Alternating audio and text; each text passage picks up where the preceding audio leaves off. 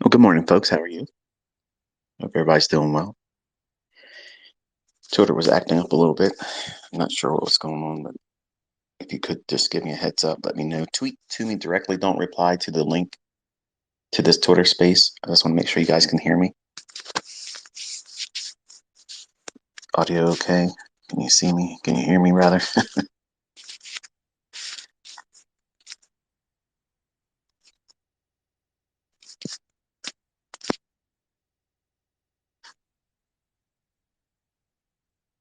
Thank you, Hank.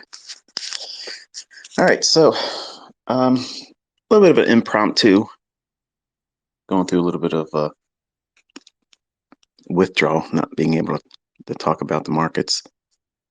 I fasted yesterday from social media, and I just wanted to sit down with you for a little bit before we open up at 9:30. So we'll talk for about 45 minutes or so, and then I'll close this one and turn my attention over to live price action. But the title of this one today is How to Avoid Failing in Trading. I have done this for a long time.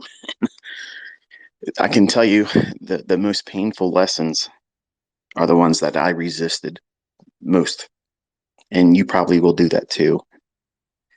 As a developing student, as a break even trader, a trader that maybe sometimes makes money and gets excited and then loses it. You're going to go through a lot of different pathways off the main well-beaten path that I'm laying in front of you. You're all going to try to do your own little thing. That's normal. But it's important for you to realize that that impulse, that tendency, if you will, to want to be the guy, the gal, the person that trailblazes and makes it a new path. It branches off into a different direction, goes here, goes there. If you don't have the experience doing it, that's a gamble. It might be very adventurous, it might be fun, it might be one of those adrenaline rushes. And like the lottery, you might be able to pull something off. It just might happen. But most of the time it won't. So when I or anyone else that have gone through things and learned very valuable lessons, that my intentions are to spare you the pain and that monetary loss and the doubt, that, if you try to do it too quickly and you fail, it's real easy to say, I can't do this. I won't be able to do this. I'm not going to be profitable. Carl's going to be correct and I'll be working next to him in this cubicle for the rest of my life. And that's a lie. That's something that you're inviting to be your reality, but it isn't really your reality. It's just a result. It's a result of you doing the incorrect things and trying to skip over the necessary lessons. And I'm going to talk a little bit about what I observed with my son when he was trying to do the Top Step combine, and talking to him, listening to his reasons for what he was trying to do and what he was wanting to overcome and what was the feelings afterwards. And I'm going to tell you what I counseled him to try to focus on and how to get over that, because now he has that scar tissue, that inability to have that fresh mindset where, yeah, you might lose money, but let's not focus on that. Let's focus on all the upside and stay motivated. That's very difficult. That's very, very difficult to do when you fail, when you lose, when you blow an account, when you fail a combine, or if you get funded. And then once you get the funded account, you lose the plot, you lose focus, and you're so much in a hurry to just get to a level where you can ask for a payout because you need to feel like you've done something. Well, you have done something. You've grown, and you have to be able to appreciate those mile markers. And that's the number one thing you do is you log, you journal every time you climb to a new plateau of understanding and growth in your understanding about yourself as a trader, because that's the factor. That's the thing you don't see coming. That's the thing that's going to hit you from the blind side. That's going to derail you. It's not me. It's not me holding back a lesson. It's not somebody else selling a course. It's not somebody else giving you a signal, because it's ultimately you that will undo you, and you don't see it coming. When you first start doing this, you don't appreciate the risk. You don't. Nobody. I didn't. I didn't. I did not. And nobody does. And the number one thing you have to understand to avoid failing in trading is that you have to have the mindset that this is for you. It's just like anything else. You're not gonna be 100%. And one of the lessons I taught, well, I taught on this many times, but when I'm not able to focus, if I'm having a period of time where I'm having a lot of different mood swings because of my bipolarism, it's hard for me to wrestle that. And sometimes because of real life, maybe a relationship issue that my wife and I are wrestling through because of a child, or maybe, like recently I lost one of my pets, and that is very hard for me. So I've been angry. I've been trying to replace that absence of not having her, and wanting to do something else to make myself feel better. And going into the marketplace, you, I know that my mind isn't going to be clear, and I'm wanting to find a victim. I want to go out there and smash somebody upside the head and take something from them because I'm hurting. When you do these types of things, when you do these things in your trading or trying to pass combines, trying to push your funded account because maybe you're angry about missing an opportunity, or you're angry because you took a loss and you regret it because you knew in the back of your mind that conscience was telling you don't push the button. This isn't the best trade idea for you. And you're really not looking at your model. You're just looking at, oh, it might go up there or it might go down there. And many times, and send me a tweet with it, just simply a number one, if you've been there before, where you just felt like you had to do something, you got to get into a trade. It's not your model.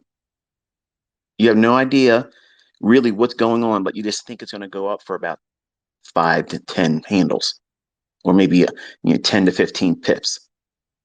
And that's really not your model, but you just want to get in there and do something.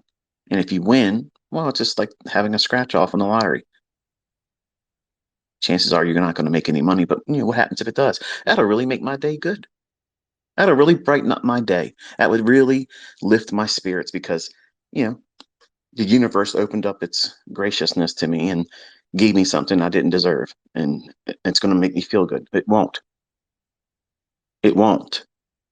Because as soon as you do that, you're going to feel like, wow, maybe I'm on a roll today. Let me go do it again. And then you'll lose. That happenstance. So that's gambling. These are things that people do. And this is exactly what I did when I was younger at 20 years old. I did these things impulsively because I was not happy where I was at in my life. I wanted to get back with my first wife. I wanted to have more money. I wanted to have a sense of accomplishment. And I didn't want to do the things that I saw the rest of my family doing, which is work the rest of their life for nothing. And even though they had homes and they had automobiles, swimming pools, and they won vacations, these individuals have always been, since then and still today, the most miserable people I've ever met in my life. So I didn't want to be like them. So the way you avoid failing in trading is not looking at temporary setbacks as definitive failure. That's the problem with why everyone wants to avoid a losing trade, because you classify that as a failure. Well, not really, ICT. You're really making an extreme out of that. No, in your mind, that's exactly how you see a losing trade, a failure. No, that was a tax on your participation in the marketplace. You can't escape it. The tax man will come for every one of us. And as long as you're profitable, taxes are a nuisance. I could go on a long, long rant about that topic, but you can't avoid it. And if you spend your entire early part of your career worrying about what happens if you take a loss or losses or go into drawdown, you want to know what that feels like. But in the beginning, you're trying to do everything you can to avoid that, when that's the very thing that you need to have to test your mettle. You need to figure out who you are as a trader in that environment, because that is the battlefield. That's where it all happens, folks. The people that succeed and keep going and make more money and are consistently profitable over a long period of time. Not, let me just get a payout. Let me just get a payout. Let me get my certificate. Let me get up there on social media and say I took out $1,000, 10,000, 25,000, whatever it is. Like that's the pinnacle of your career, and that's the visibility you have right now. When you first start, I need to get my first payout. When your whole mindset should be, I need to get myself sorted so that way my entire life is pursuing excellence. I'm not gambling. I'm not trying to go out there and trying to replace a discomfort, a depression. Like I'm physically, I'm depressed right now, and I wrestle with that. So I know if I go into the marketplace and I do what I'm capable of doing many times, which is club price over the head like a caveman and drag it back to my cave. I may not be seeing something, trying to do something impulsively to get a rise out of all of you on social media, and that will temporarily soothe the depression I'm feeling because I lost a loved one. So you have to be very careful what you do and guard your mind, because if you go into these charts, they're like ink blots. If you go to see a psychiatrist, I've never been to one, so some of you are thinking, "What's what you need, ICT? You need a good shrink." No, I don't. They're not going to fix me, okay? But an ink blot is left to your own interpretation. There's no right answer, but a psychiatrist will take that information and they will be able to determine how you think. Where does your mind gravitate to? And in these candlestick charts, they're going to present what you are wanting to see. Okay. And that chaos, that randomness is many times the agent that is fooling most of you, because you're taking something internally and you're manifesting it in the charts. I'll paint a scenario for you. When I was 20, I would have all these Rocky themes in the back of my head, all these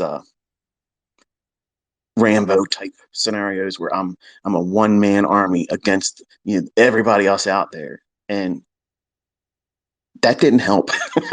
It didn't help at all, but it was inspirational in the beginning. It gave me the motivation to get in there and study, and eventually I found out what I was supposed to be doing. But there's no sugarcoating it, and if you have pain, if you have loss, if you're sick, if you're just not feeling dialed in, if you just can't find your way to be focused on the chart, you're inviting, you're absolutely inviting and setting a table for failure.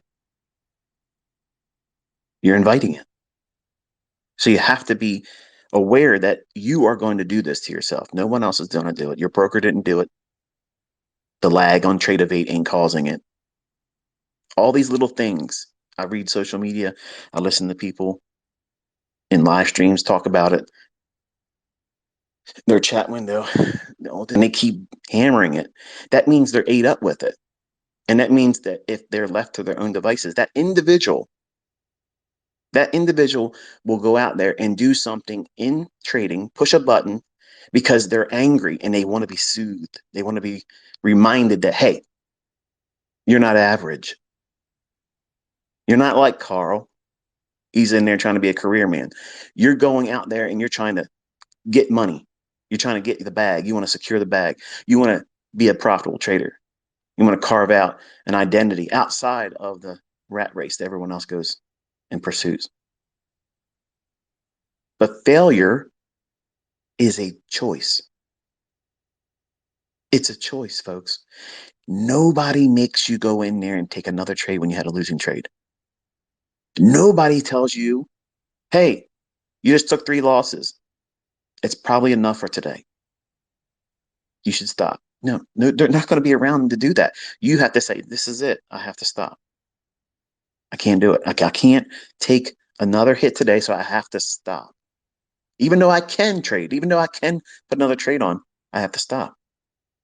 Because what I'm doing, I'm getting more emotional about the results. Whereas my lectures and when I'm teaching and talking to you, the psychological elements, the tug of war aspect of being right and wrong, and both of them are toxic. You can be in a lot of pain while in drawdown, but you can also be in a lot of pain while being in profit and in a profitable trade. Some of you don't even know what that feels like. But when you're there for the first time, you're going to know, oh, my target's right there. It's got to go 1.5 more handles. It's got to just go 2 more pips, cover the spread. Please, please, please, please. You start praying to the chart. You're no longer an atheist. You believe in the candlestick gods. They don't exist. But all of that stuff that we do, we cheerlead ourselves. Come on, baby. Come on. Give it to daddy. Come on. I facetiously do that sometimes in my annotations just to tease. But as soon as you start looking at things like that, you're inviting emotions, and emotions are going to weigh heavily on what you do in the future. How fast are you going to take the next trade? How much time will it take for you to take the next trade? Both ends of the spectrum. If you made money, I want to go in there right now and do it again. That was amazing. Let's do it again. When you take a loss, oh crap. Well, I see this setup here. This is the one I should have took, but I'm not going to touch it right now. And it runs. Goes right to where you thought it was going to be. And now you're regretting it. You took a loss, real. Then you saw something. You were scared to take it, and it worked. So now you're going to impulsively jump on the next thing. And that will be the loss again. What's wrong? Is it your model? No. It's you, the operator. You have to have a way, and it's not easy, folks. I'm not saying it is, but you have to constantly remind yourself that you are the only control mechanism. Every account out there that you open up, whether it be a demo, a combine, or a live account, all of them are controlled ultimately by you. No one forces you to put a trade on, and no one keeps you from taking a trade. Fear and greed are the drivers in this game. And these are the kind of discussions that I get most people to say, well, this isn't worth listening to. And these are the same people that'll be around on social media 2 years from now. And if they were asked point blank and they were honest, are you making money trading? They're not. And they have no idea what they're doing. They haven't even pursued one approach or anything.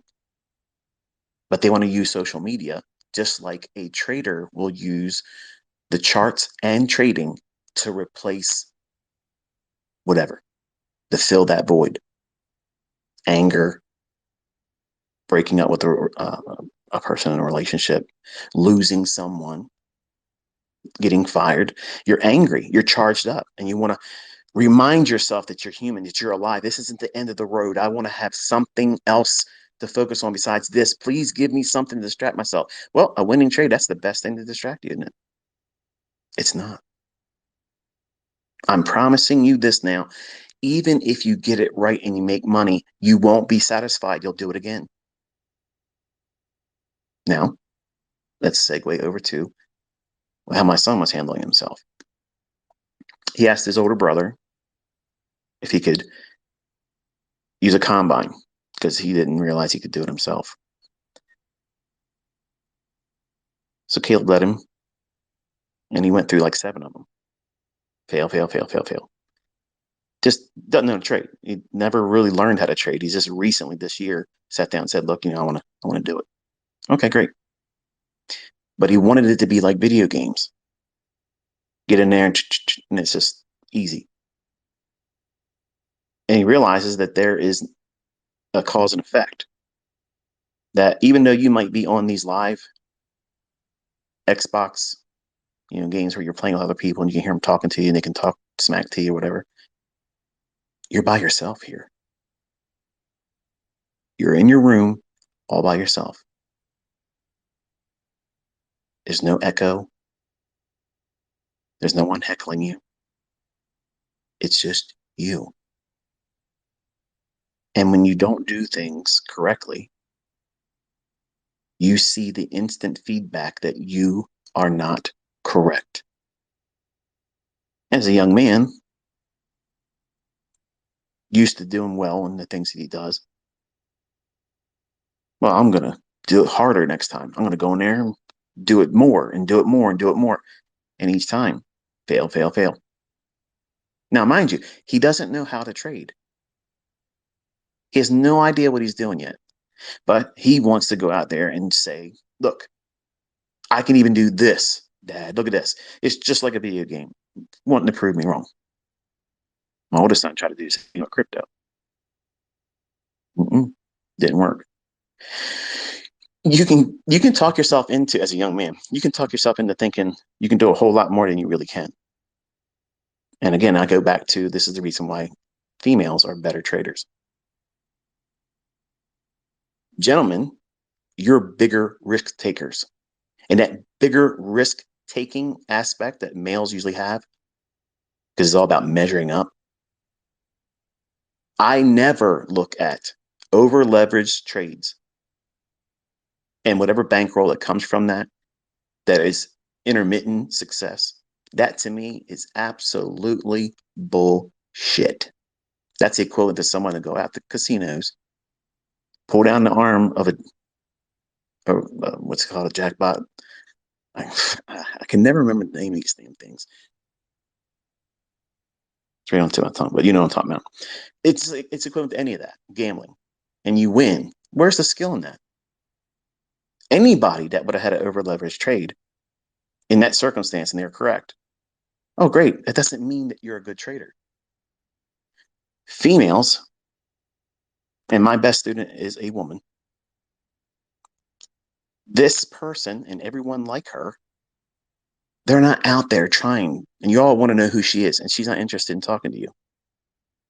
She's just living her life, doing what she wants to do, and she's extremely private. But she's never one time said, "Hey, Michael, check this out. Boom, look at that." Never, not one time. I had to ask her. I had to. And I felt uncomfortable asking her, "Can you show me what you've been doing?" And she was modest about it. Like she was apprehensive. I really don't want to, because she thought that me seeing what her results were wasn't going to be enough in my eyes, and it would give her something to be concerned about.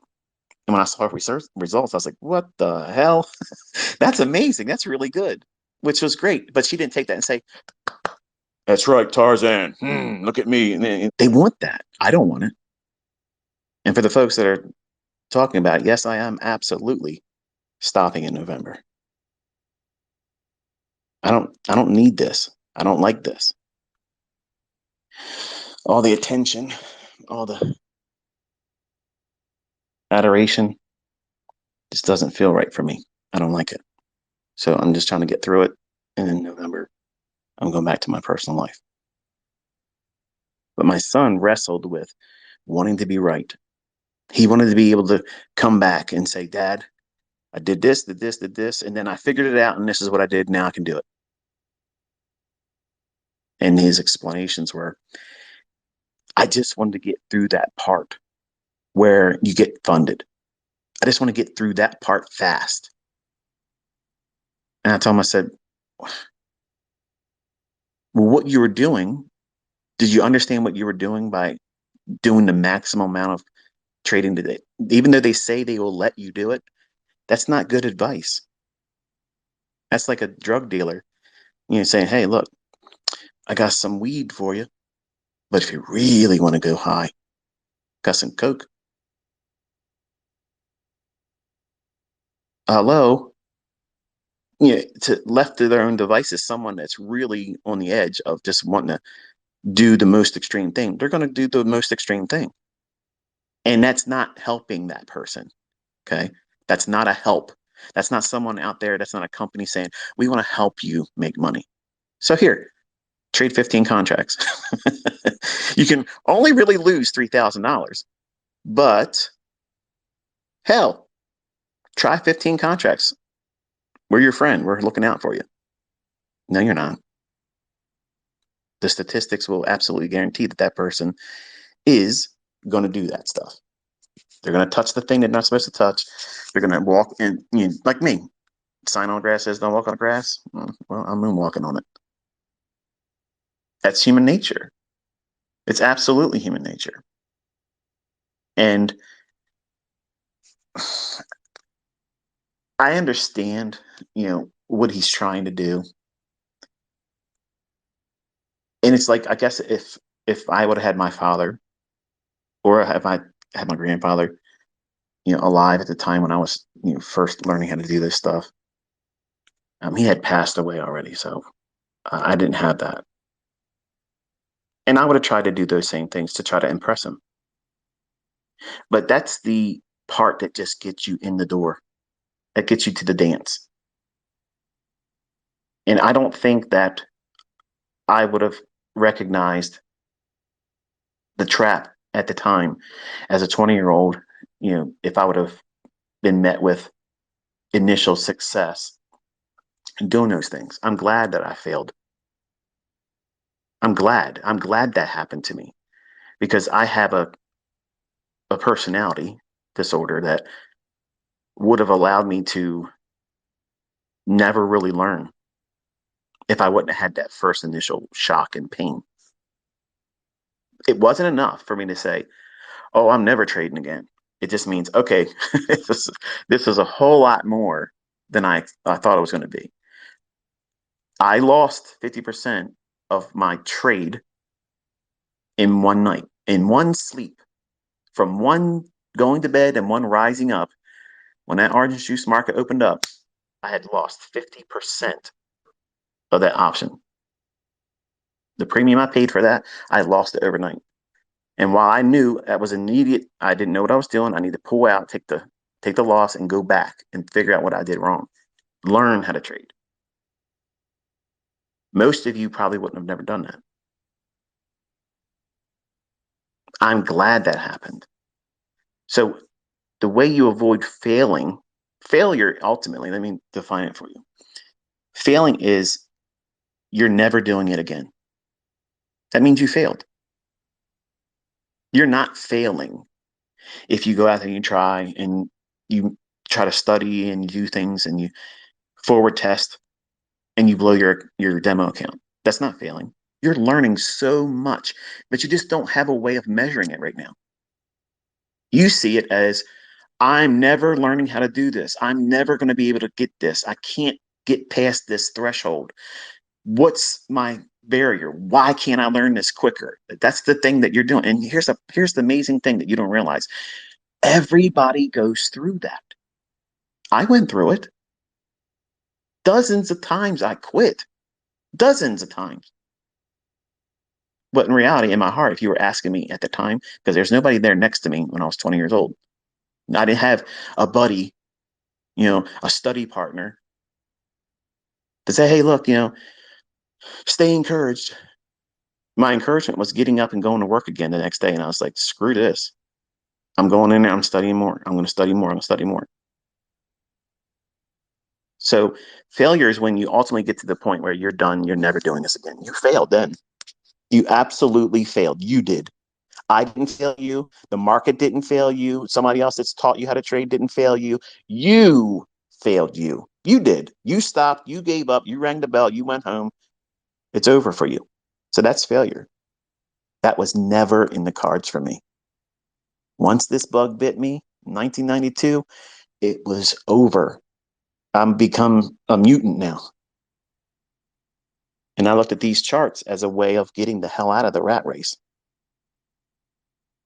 And I gave myself a 20-year program. 20 years. It's going to take me 20 years to get where I can no longer have to go to work. That's what I was subscribing to. You'll never hear somebody teach that today. They'll laugh them off of YouTube. They'll never have a following on social media. It would never happen. You got to have 50R or higher, baby, or nobody's going to your shit. Nobody's interested in you unless you're making all kinds of money, showing certificates and payouts and this, that, and the other thing. Or this person talked to you and this person interviewed you. All of that stuff is bullshit. All of it. And I'm proving it in November. I'm at the biggest I've ever been, and it don't fucking matter. I live this stuff. And when you get to be successful and you can do it too, you're going to remember this. Because the people that are still out there leeching on people, give me money, pay me, pay me, pay me, pay me, I'll teach you how to trade. They're fucking broke. Okay? They're broke. And you're going to pay more attention to the opinions of these types of people instead of just simply listen to a guy that's been here before and have taken everybody that you see now publicly. They're out there. They're showing you what they've done. The companies that have been paying them are interviewing them. You have all the proof now that there's no reason for you not to dig your heels in and study. It's not going to happen for you fast. I didn't tell you it was going to happen to you overnight. You have to submit to a full year. That's the minimum because you'll know if it's in you or not. And most people can't even do a year. So that's a person that's not equipped to learn. If you can't simply go through an observation of one full year, you want to be a surgeon? You think they let you go out there and 4-month program and start cutting on people? No way. You want to be a pilot? Oh yeah, go ahead and try to, see what you can do. Show us your best attempt here. Get in here, the $30 million jet. Come on, let's see what you got. It doesn't work like that. But this have it right now mentality, that's a millennial mindset. It's a flawed mindset.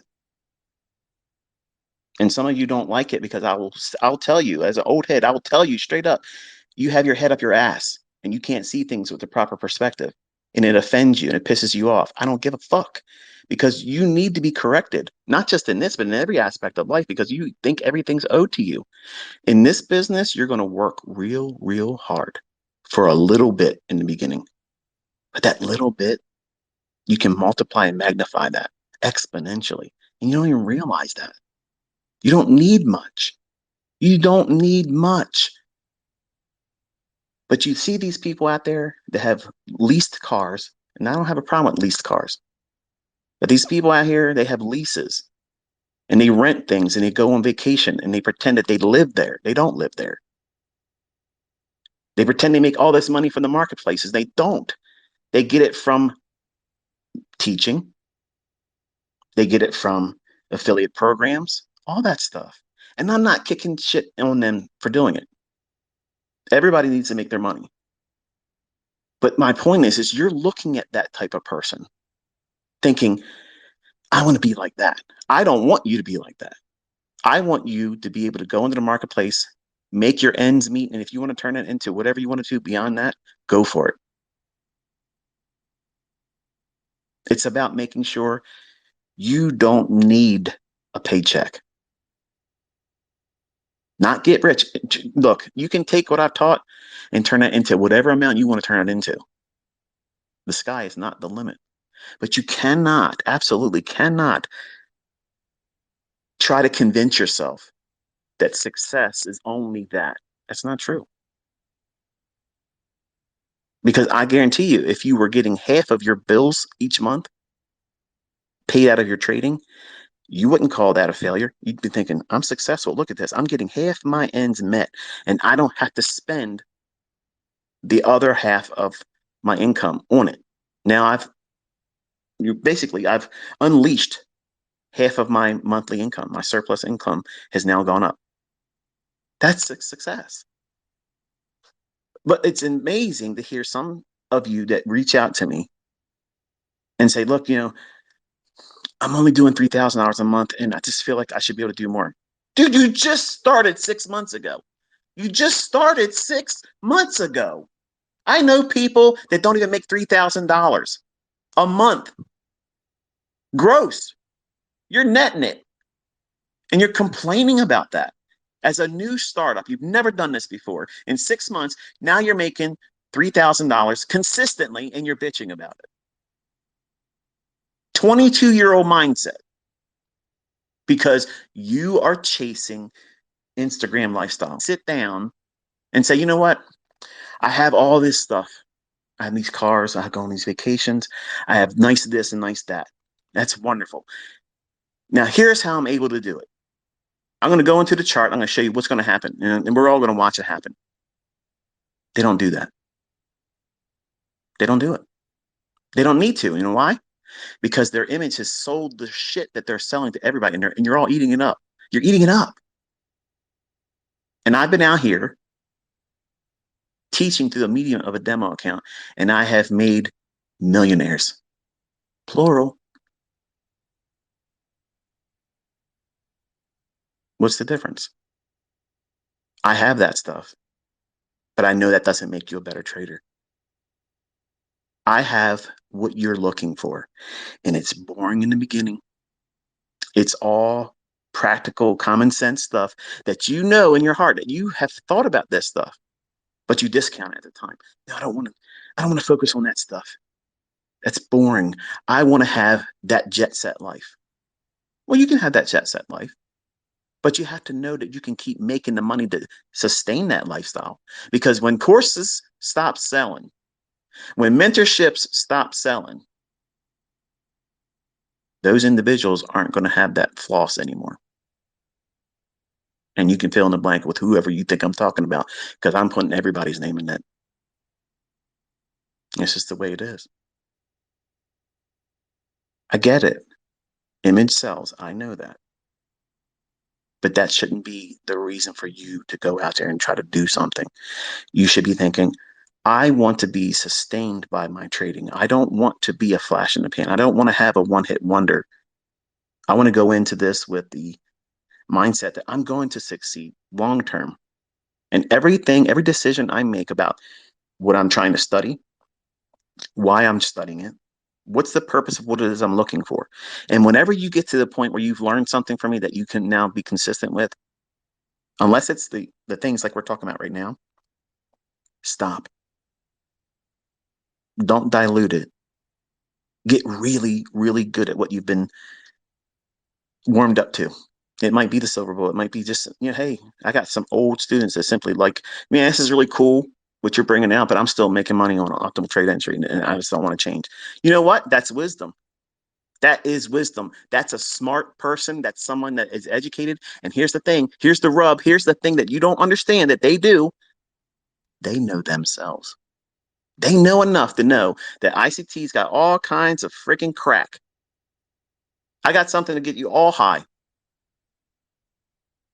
But they found their vice, their method, their model, their thing that makes them click. And they don't have to reinvent anything anymore. They don't have to step out there and feel what it feels like to be. I don't really understand how this works yet. They found themselves. And they know that if they tried messing with that extra stuff I'm teaching now, not that it's not worth it, not that it doesn't work, it's amazing. They know themselves well enough. They're mature enough as an individual that they know that they would wreck themselves and mess up the progress and disrupt their continuity that they have found by having one approach, which is what I've been preaching all along. Some of you that just warm up to me in the last couple of months, maybe it's the first time you listened to me on, maybe the last few videos. Man, this guy's got all kinds of shit. What are you supposed to do with all this stuff? You're trying to bring everything into one market in any one given time. I don't do that. I have models. When the model is in price action, I'll see it. But I have taught you now 3 very specific, highly visual models that I think that are pretty easy to see. One will gravitate, well, you'll gravitate more or less to one of them more than another. And it doesn't mean you're not a good SMC, ICT student or a trader if you don't really resonate with the other things I'm teaching. Just because somebody else that's a student of mine is kicking the shit out of some kind of funded account company out there and getting all kinds of withdrawals and payments and all kinds of shit from them, doesn't mean that that's the model for you. And that's very important that you hear that from me. They found their model. Your model is yours. And if you start making money with it, never get in the position where you're trying to talk people into doing what you're doing, because that shit don't work. I promise you it doesn't work. You'll have more people complaining that it doesn't work than the ones that'll step forward and say, I'm making money with what you're doing. Because when people start making money, they don't give a shit about anybody else's opinion. If you're really making money, if you're able to do these things, you're not going to go on my Twitter feed and talk shit. You got shit to do. You're making money. You're living your life. You're not hanging out trying to talk shit to me. That's just not going to happen.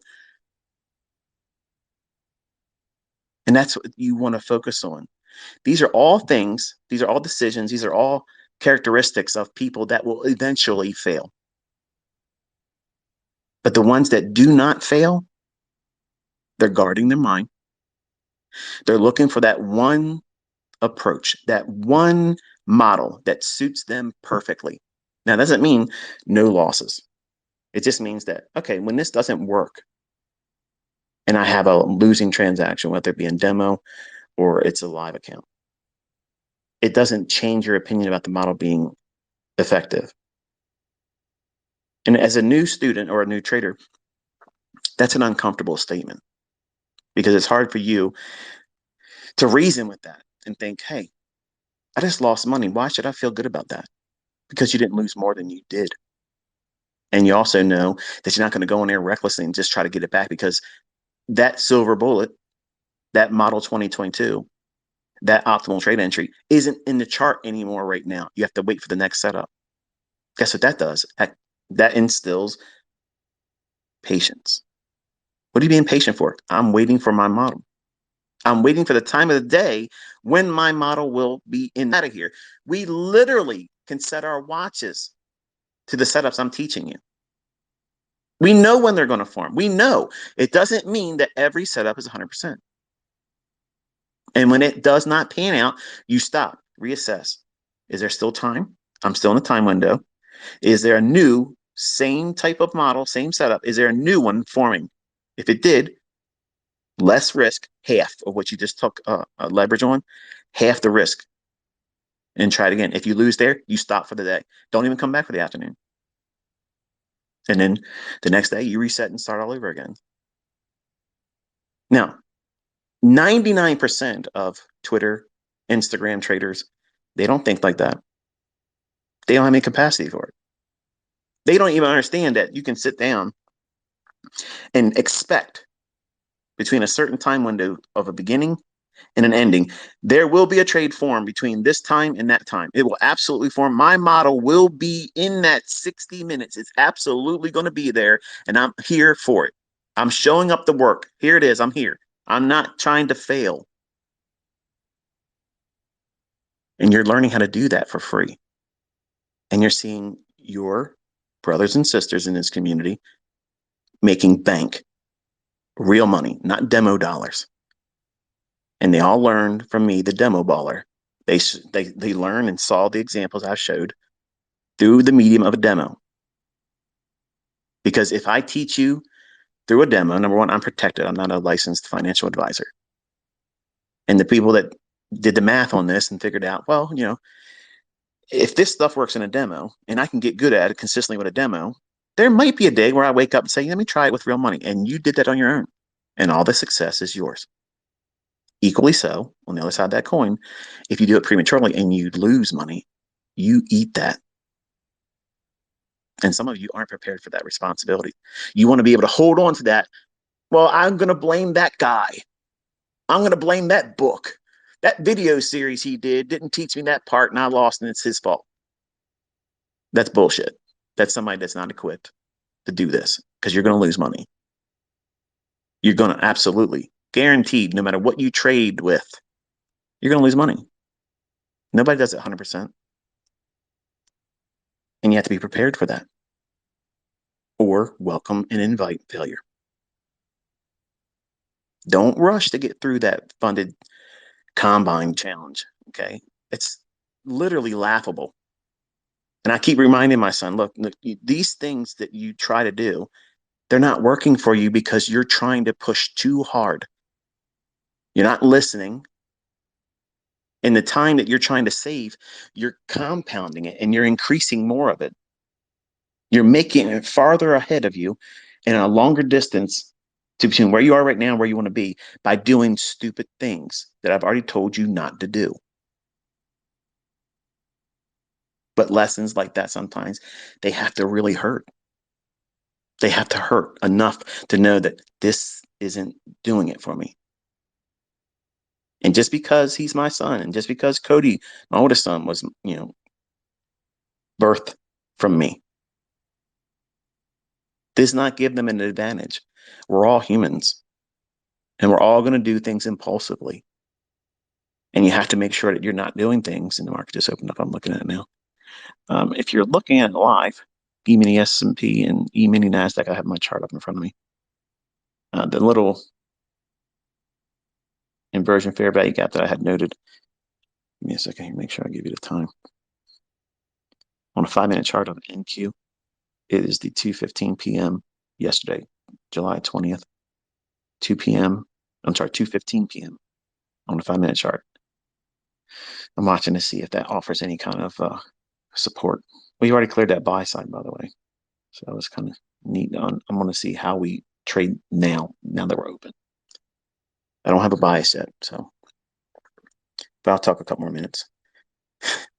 Always longer than he says. But so in summary, the way you avoid failing is you filter what goes into your mind. If you are constantly feeding yourself Instagram garbage, image things, you're never going to be satisfied with your progress when your progress is more than ample. If you weren't comparing it with everything else around me, anyone else that shows you materialistic stuff, you're never going to appreciate the growth that you're going through. How guilty are you in that? When you think about it like that, it's silly that you waste so much time worshiping these people. I don't encourage you to do it with me. In fact, I hate it. But all these guys out there want to be called the GOAT. They all want to be looked up to. I want to be like you. I want to drive the cars that you have. I want to have friends ride around your boat that you don't really have a relationship with. Sorry, Pat, I had to throw that in there. The point is this. You can get caught up in all that kind of stuff. Okay, you can get all caught up in image things, and none of that's going to increase your bottom line. But you know what it will do? It'll prevent your bottom line from growing. And I'll say it again. All that image stuff, all that social media pomp and clout, that measuring up stuff, absolutely does nothing. Does nothing for taxable income. Doesn't do anything but make it hard to obtain. Because you're chasing image. You're pursuing image. There was a soda commercial years ago. Image is nothing, obey your thirst. That's actually a really good slogan for right now. Image is nothing, obey your thirst. What's your thirst? Success. You want to be able to get out of that cubicle. You don't want to be in that mundane job. You don't want to be doing those jobs, plural, for some of you.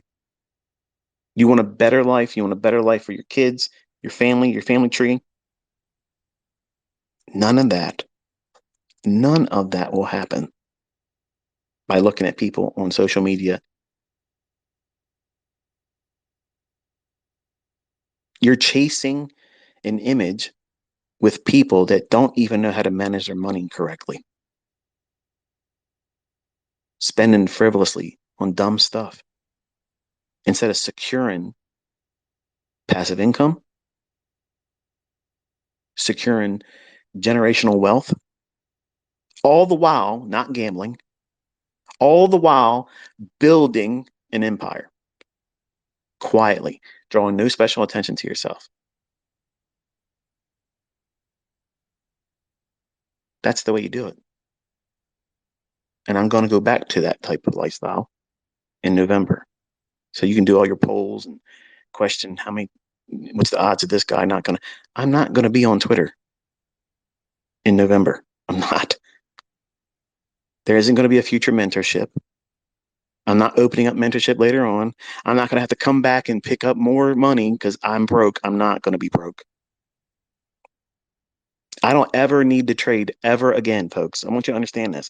For the people that constantly say this shit, I've never seen anybody that's so rich that they can't trade anymore. They don't need to trade anymore. I'm fucking loaded. I don't need to take a trade ever again. I don't need to do it. That's the definition of being rich. I don't need to. That's what I want you to have. I don't need to go to work. I don't need to worry about bills. I don't need to worry about if I'm going to get fired. I don't need to worry about making medical payments on insurance because it's too fucking high and it's all a fraud, scam, Obamacare bullshit. All these pressures that everybody has. I don't want you to have any of that stuff. If you just listen to me and take the time to investigate everything, it's there in the chart. It's always there. It's not morphing into something hiding from you. It's there.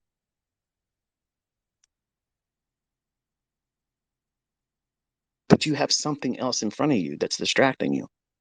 Image, fear, greed. What's your thirst? Image is nothing, obey your thirst.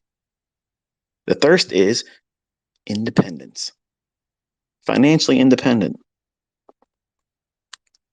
So we had a little bit of a reaction off that inversion fair value gap at 215 and 5-minute chart on NASDAQ. That SIBI, that little blue fair value gap I highlighted on the chart I sent this morning on Twitter. I think that's 12:20 p.m. yesterday at July 20th on a 5-minute chart. I'm watching to see if we can reach up into that. If we go back below the inversion fair value gap, then my attention would go to 15,580. And if we accelerate through that, then I would be interested in the sell side that I mentioned on the chart that I shared. But other than that, still no bias. But the point in this discussion was to just remind you that you're human, you're going to make mistakes, and you're going to do things incorrectly, and it's normal to do that in the beginning. But minor setbacks, growing pains, stop losses that get hit, and you result in a monetary loss, whether it be demo or your combine or your funded account taking a hit. That's all normal. There's nothing to be afraid of. That's something more than it is. It's a simple tax. It's all it is. You are going to be taxed, period. You can't escape it. You're going to have losses. You're going to have losing trades. You're going to miss opportunities. And you're going to have real shit happen in the real world. And when it does, it fucks you up in your head. And you should not be trading. Period. I'm practicing what I preach. I know my tendencies is very much about replacing an uncomfortable state of mind. And many times I'm in an uncomfortable state of mind every single day. My mood swings are violent sometimes, and they have been extremely violent. I can't change it. I can't bring her back. And the closest thing I can do is to get two more to, to spend more time loving and caring for and inviting into our family. A pet to me is a family member. Waking up and you don't see that part of your family anymore, and you expect to. It hurts, and that hurt, that pain, it's with me all day long. So it's inviting me to go in to do things that would make me feel better. And when I I had to get off of social media yesterday because I saw all these fucking asshats out there talking stupid shit, trying to get attention because they mentioned my name. That is the invitation for me to do things that I know won't give me the result I'm looking for. As much as, and if I was in a better state of mind, I'd be out there, toying with them. But I'm hurting right now, so I can't allow that. And you have to be mindful of that in your own trading, in your own personal life. You're going through stuff, and it's going to happen. You're going to lose someone. You're going to, maybe not have someone, and you are lonely. You want to get with someone. You want to start a relationship, and you're not having any success with it. All those things are perfect invitations for you to go out there and fail. Not right away, but that one thing that you do wrong and you have a loss in trading, you'll amplify it. You'll nurture it and give it more attention, more of the same rotten fruit, more losses, regret. And this is going to feed itself. And that will push you right into, I can't do this anymore. I got to stop. And that's failure. I don't want that for any of you. But you should not, and this is my closing, you should not fear losing. You should not fear going in drawdown. You should not fear blowing out your first account. You should not fear that. Respect that that might happen, and that is going to be the instigation for you to follow rules. Developing discipline, keeping your mind in the game about what it is you're doing, not just going out there and just rolling dice to see what happens. Now, I'm reminding you, in these instances, what's going to happen is probably what you don't want to see happen. And the perfect illustration of that is you don't want to see it happen, and you won't accept that it's happened, even though if you're in that trade that you impulsively entered, at some point, many times, you'll have that little warning sign go off. It isn't going to work out for you. And your conscience, which will be your inside voice, your internal voice, will say, you should have never did that. Just close it right now. You're only down a couple $100. Just close it. But you won't. You won't. Because you are hurting and you want a white knight to come in and save you. And the white knight never fucking shows up. It doesn't. And then one of two things happens. The market stays against you and eventually squeezes you out where you can't even tolerate it anymore, or you blow out.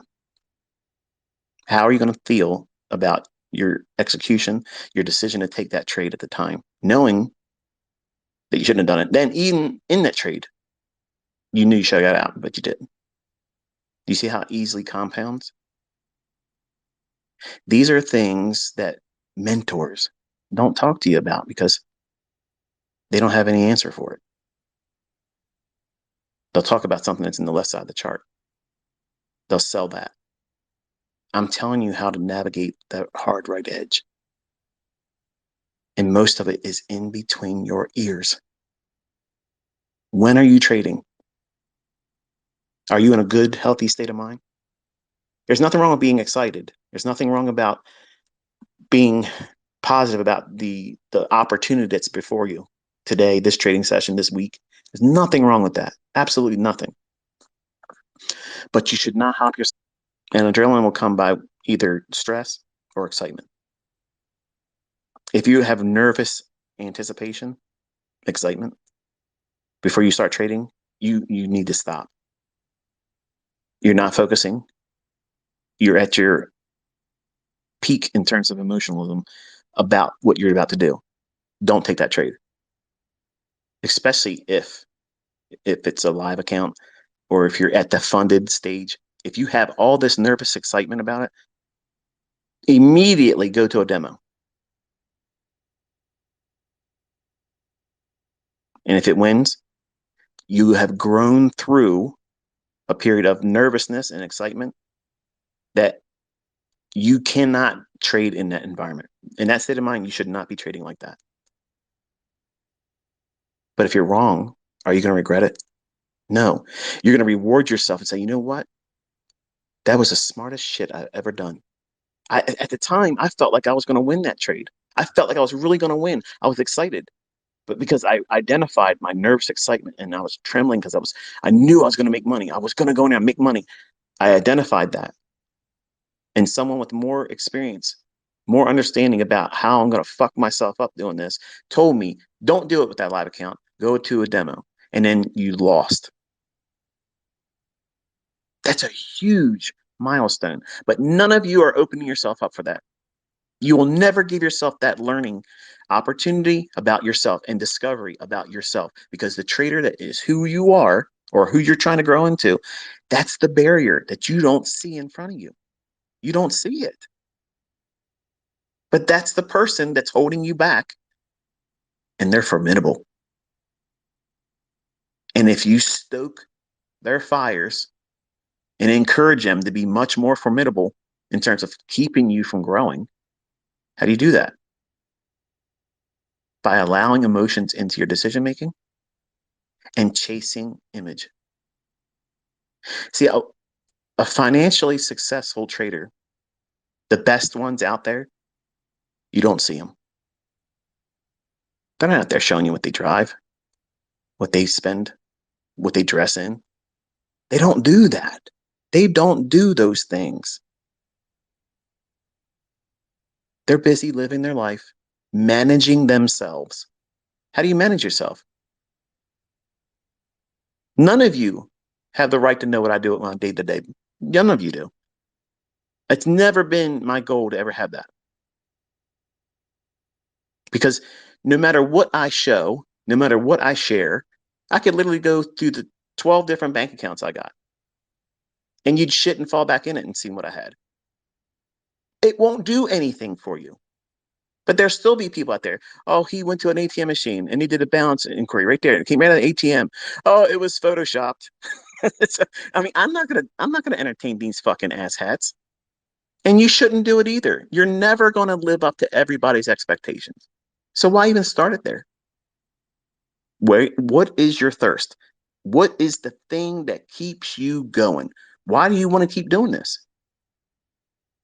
You want to do something specific. Whatever that is, that needs to be right in front of you every single day. I am learning how to do this so that way I can pay for my college tuition. I can go to this specific Ivy League college and pursue my educational desires. I can quit my job and replace this annual salary at that job with my trading. Notice there's no deadline. That's the other thing that invites failure. You're trying to time your success. You can't. Nobody can time your success. You have no idea that one moment, that one epiphany where the veil lifts and you finally figure out who the fuck you are and all the things that you've been holding on to that you think are security blankets and things that are protecting you. When you finally put that stuff down, you realize that's the things that's been holding you back. Those scary thoughts. What if it does? What if it doesn't? What if you were wrong about your fear? What if you have been wasting all this fucking time worrying about things that never are going to be a factor for you and you've held yourself back? What happens what happens if you stopped worrying about that stuff and you just focused on the things that you're supposed to be focusing on? One step at a time, one day at a time, and let that day's learning be enough. And it will compound. And you'll know more than you did yesterday, last week. Do that for a few months. You have no idea how much you know. Think about it before you sat down with the content I share. You never seen these things before, never heard about it before. And then what you felt that day compared to today.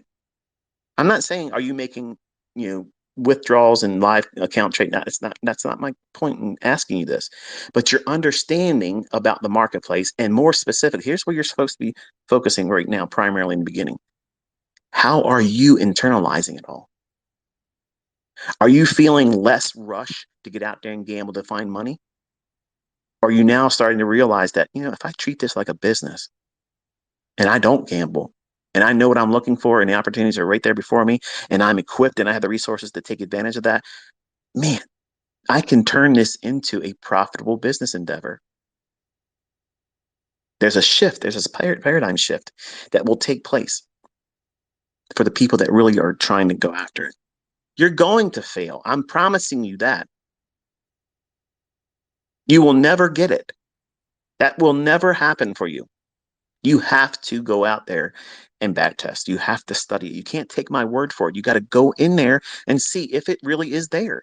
Because once you get to that point, you back test and you see it, nothing, no ass hat down in Texas, nobody up in New York, nobody in Canada, nobody over in fucking Dubai is going to tell you what you're learning ain't the real market. They'll never, ever, ever be able to convince you otherwise. And once you have that mindset, there's nothing holding you back then because nobody can talk you out of it. You've convinced yourself and you've been the person that's really talking yourself out of it. Well, I might not be good at it. That's a lot of fucking videos, ICT. You got 500 videos. Where do I start?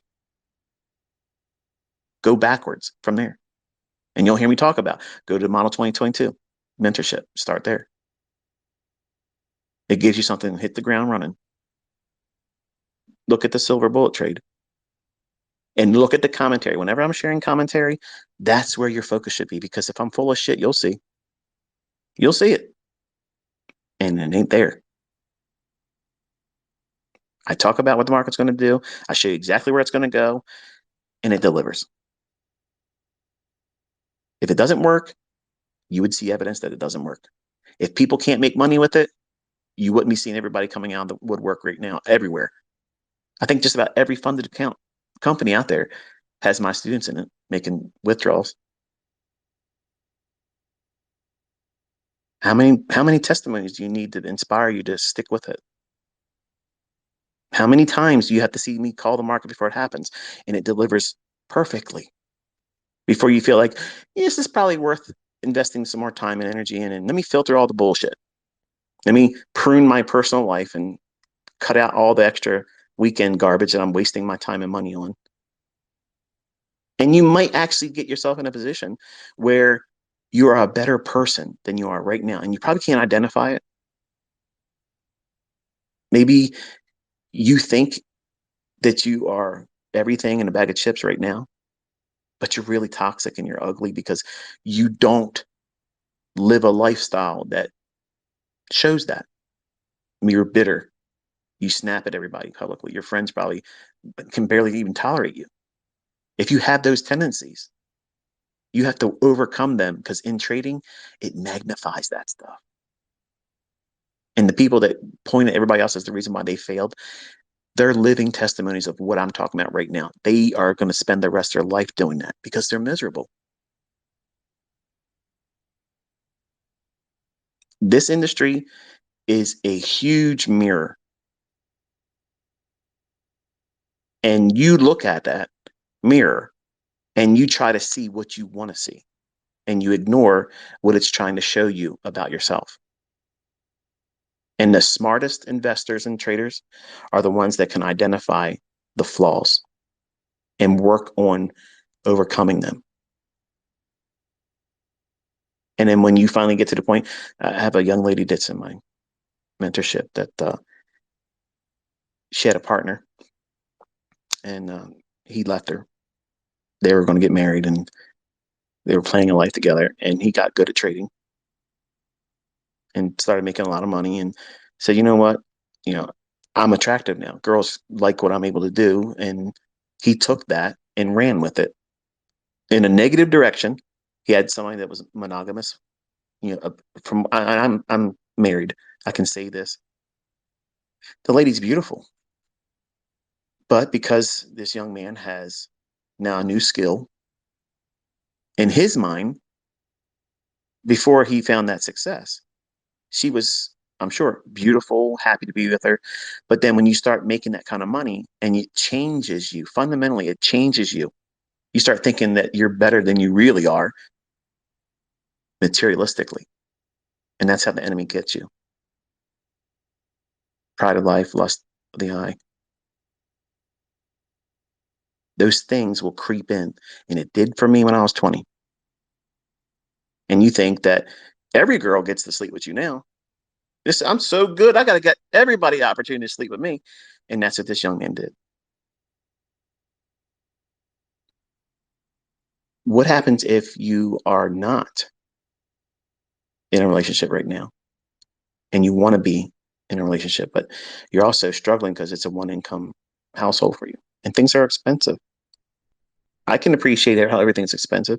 I got lots of money, but it still shocks me to see how much shit costs. I don't think about it until I think about it in relationship to most of you, because I know you're all trying to do what you can to improve where you are financially. But what happens? What if, okay? What if you put the time in and you build yourself up? Not overnight, it's going to take you some time, but you build yourself up. So now you can afford to be maybe in a different neighborhood, driving a different car. Not now that's sucking the life out of you like a vampire. And maybe you start exercising more and get yourself into shape. And then the guy or the gal of your dreams recognizes you now because you're doing things you would have never done. And here's the perfect position to be in. You don't need their income.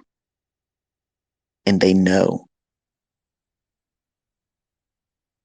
Chances are they're probably going to treat you far better because they know that you are a treasure. You're somebody that they don't have to carry. You don't have to expect them to take care of you, pick up the bill, pay for our dinner, all the dates, expense, all those things. You don't have to feel like, oh, I got to take care of this person. Every time we go out, I got to pay the bill. And gentlemen, that's how it's supposed to be. But when a woman knows that she doesn't need that man, you can leave your wallet at home, Sammy. I got it. Let me tell you something. For me, that in a woman, if a woman can say straight up, I want to be with you, that right there, that's a unicorn. And some weaker men would be looking at that thinking, nah, I can't be with somebody like that. Right. Because you're a little bitch. But that's what you want to be able to be, your own independent wealth creating enterprise. And well, a scrub won't even test you. And you're going to attract a different level of man. You're going to attract a different level of woman. You live your life a specific way, a refined way, not that you're walking around like you're better than anybody else, but you just don't give time. You don't give time for the time wasters, these vampires that will suck the life out of you. What happens if you start living your life like that and you treat your trading like that? This is a conduit that gets you to a level like that. It's easy to feel better about yourself when you have repaired everything that's gone wrong in your life independently. No one has done it for you. Your sense of accomplishment and courage in yourself and self-worth and value go up exponentially. There's no way of describing what it feels like. And I love listening to the testimonies of my students that talk like this. That's what I encourage all of you to do. That's all I'm asking. That's the currency here. That's the exchange here. I'm investing in you. The only thing I want to hear is, what have you done with it?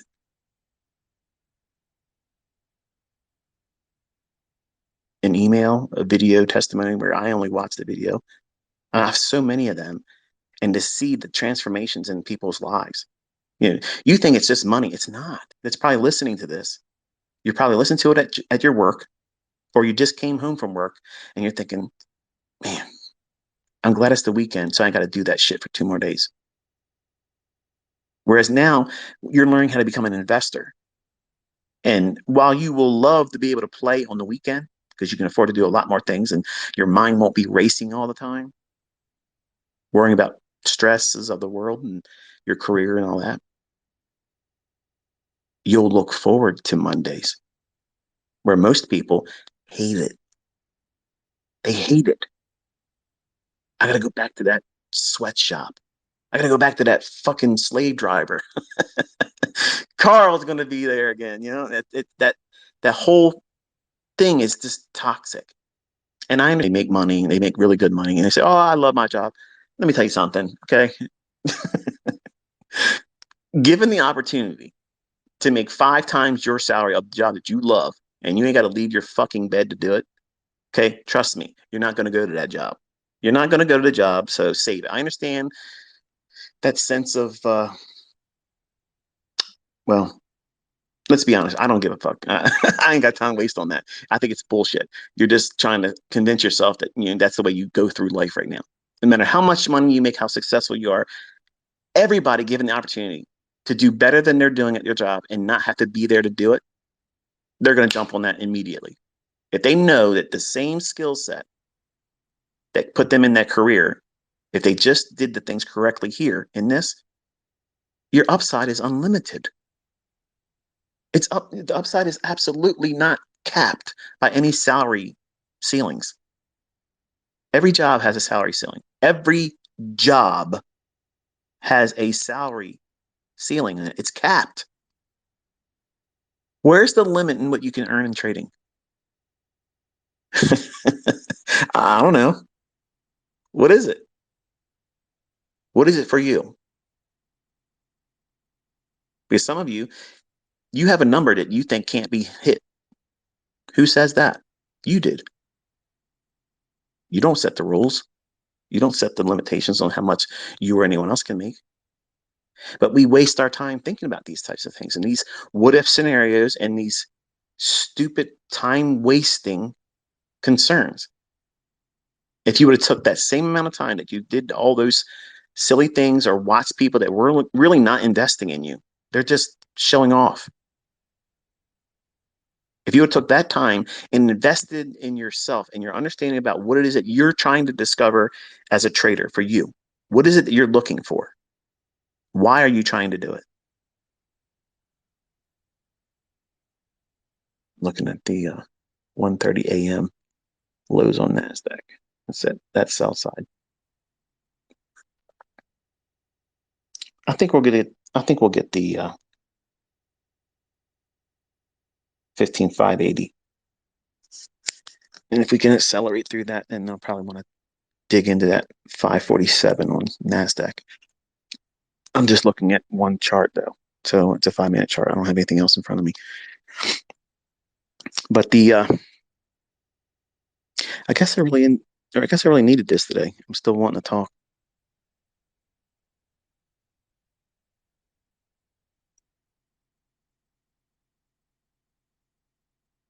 I'm looking at that inversion fair value gap at 1215 or 215 rather from yesterday. It was the one I highlighted on the chart. I tweeted this morning. So think about what we see here. I had no bias, so don't take what I'm saying as beating my chest because I didn't have any real affinity for one side or the other. But we went up, cleared the buy side, and then went back below the inversion fair value gap, and an inversion fair value gap offered resistance. Now we're in the striking zone of the sell side right below the 1:30 a.m. lows on NASDAQ. There's a small little fair value gap on the 5-minute at 9:30 last night. So watch that. I have that one drawn out on your 5-minute chart. I'm going to do that myself right here.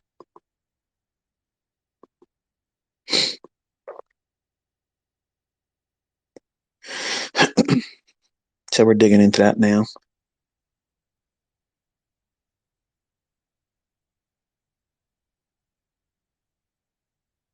But we ran out to the buy side, and I'm interested to see if it wants to take it all the way to the opposite end to get the sell side at 547. So the fair value gap I just mentioned to you on the 5-minute chart of NASDAQ, that is at candle 9:30 p.m. last night. So watch and see how we respect that one. Do we come back above it and act as support, or we go below it and sell off from it to get to the 547? We're at 10 o'clock now. Let me drop down to a 1-minute chart. There's a small little fair value gap up at the on a 1-minute chart on NASDAQ at 10:01. That might be interesting because if you look at what we did above that, there's a lot of back and forth candles where it was trading into the inverted fair value gap. So for me, if it was going to be any good, and I'm not taking this trade, I'm not trading today. Like I mentioned, my mind and my emotions are high right now. So that's really kind of like the point of me wanting to talk to you today, because I want to talk about Bella and the two puppies we're going to get next week. So I'm trying to bring myself back into focusing about price. But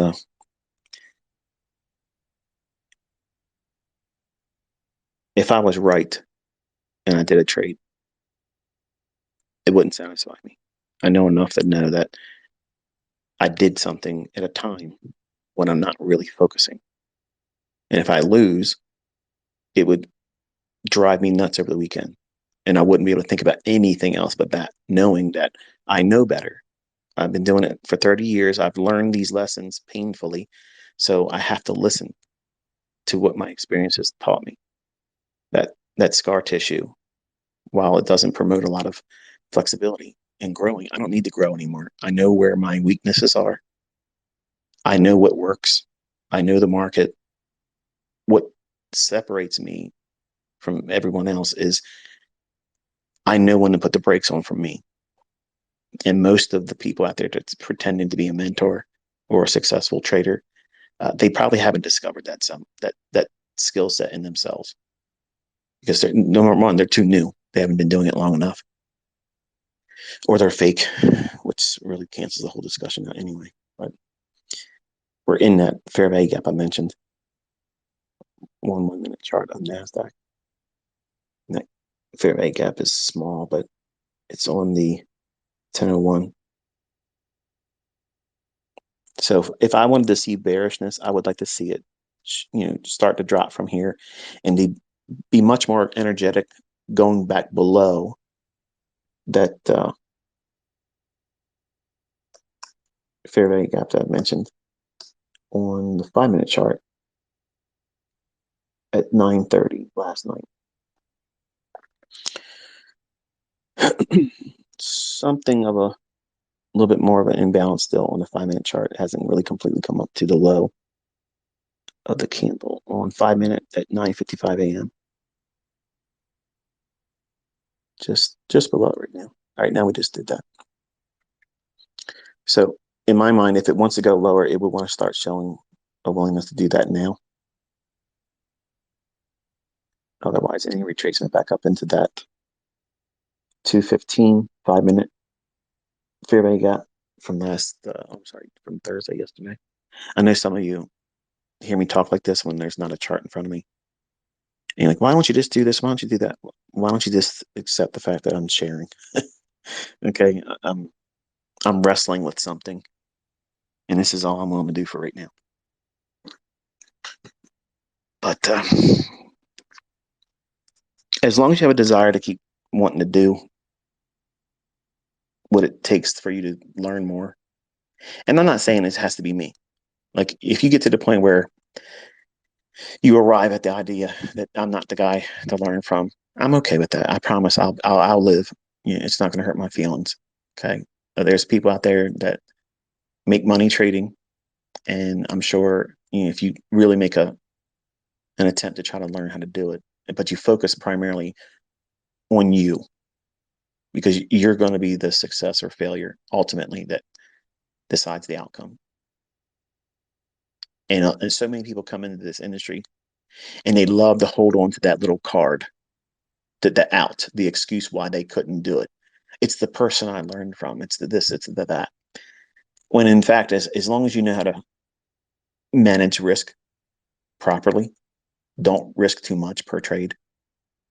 If you learn that skill set, I mean, let me put it in proper perspective. Okay, if you go through the pathway that I think is the optimal way of learning, which is number one, if you're going to be trying to trade, you have to discount all the bullshit where people say you can't time the market, because we can, other traders do, and you have to predict price. You're not reacting to price, you're predicting it. So anything apart from those central tenets is bullshit. As long as you don't waste any time outside of those pillars of thought about trading, if you're an opponent to anything I just said there, you're fucking doomed. Okay, you're not gonna be good at this, and you're gonna be a one hit wonder, and you're never gonna have long term consistency. I guarantee you that will be the outcome. But assuming that you can align your mentality with that, the first goal is for you to identify where the market's going to draw to. If you can determine where the market is most likely, not all the time, most likely where it's going to reach for, that's the largest portion of the battle. Like that's the thing. That's the thing that makes this so impossible for the new students or a new trader, because you're looking at whatever time frame you're looking at, and you're trying to find a pattern or an indicator indicating something, instead of understanding where price is trying to travel to. It's trying to go up or it's trying to go down. And if you can get that correct more times than not, what have you done? You have arrived at a bias. And here's the thing that you need to understand. There may be times where that bias is not obvious. What do you do in those circumstances? Nothing. You wait. You simply wait. What are you waiting for? For the period of time when it is obvious to you what it's trying to reach for. And as soon as you identify it and you know what it's likely to draw for, higher or lower, a specific level, not a zone, then you determine where you're at right now. Is it time that we expect volatility to increase? Are we in a specific time of day that is conducive for a sustained price run? Or are we in Asia where it's likely to sit around and do nothing? But ICT, I got 6 examples right here where Asia, I know that, but predominantly, you know that between 9:30 and 11 o'clock, there's a strong tendency for the market to want to do what? Move. And then have a retracement during the lunch hour. And that retracement may set up another leg higher or lower, whatever the morning session did, or a reverse. Those are all amplified topics that you want to tackle later on. But in the beginning, you just want to know where the market's likely to go to. If you do that, you're on your first steps to avoiding failure. Because everybody that doesn't know where the market's likely to go, they're failing. They're missing the point. The plot escapes them. They have no idea. So if you start there, and I have lessons, all my lessons teach that. There's a video that says draw on liquidity, because all of my discussions, every example, every lecture is always talking about that. It's always giving you a little bit more insight about each and every aspect that is required for you to get good at that. And here's the missing recipe ingredient to that: time. Time doing it. Experience is going to be your best mentor. That's why I tell everybody, sit down with me for at least a year. And you'll know if you have it in you. But you're going to learn a whole lot of things that I can't sit down and say, you're going to learn this, you're going to learn it. You'll know what resonated with you. But if you understand that skill set and you get good at where the market's likely to go to, the next thing you need to understand is risk management. But ICT, I need an entry. No, you don't.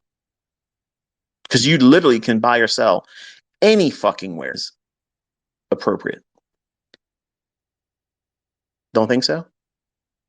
Test me out in August. August is the shittiest month of the summer. It's big money goes away. There are moves in August. I'm not saying there ain't going to be any volatility, but generally, symmetry, um, precision elements gets a little bit muddy in August. I'll show examples of it being there, but you collectively as a community should think, okay, August, if you're going to do any kind of vacations, it should be the month of August, and feel confident that being away from the month of August isn't going to hurt you. Now, if you have that skill set of knowing, or if you're going to borrow mine when I point to certain things where I think the market likely to go to, use a micro lot, one, not a mini, not multiple ones, not 15 because your funded account says you can do it. Trade with one micro lot, one micro contract. And just literally, as soon as you identify the draw, determine how far it can go against you before that idea would be null and void for that session. And wherever that is, it might be 30 handles. It might be 45 handles in the NASDAQ. Use one micro contract. That's it, one. And get in there and trade with it right there in a demo, not with your live account, and put the stop loss at where you think it would fail in that idea. And you put a limit order at the draw. You're going to find huge consistency doing that. But I'm not making a lot of money. Right. Because in the beginning, it's not about making money. It's about you conquering your fear about doing it wrong. But you want to be right. And you want to make the most that you can make when you're right. But you don't want to lose anything. You've literally created this idea of trading in the realm of impossible. Because that doesn't exist. Nobody can do what you're thinking trading's all about. Nobody does that. I don't. I'm an inner circle trader. I don't fucking do that. There's a there's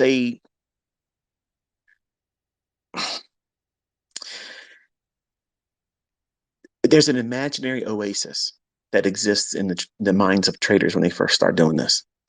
They think that there is some way out there that they can always go in and get the biggest winning portion of the trade, and always have the smallest, tiniest little bit of risk and be 98% profitable.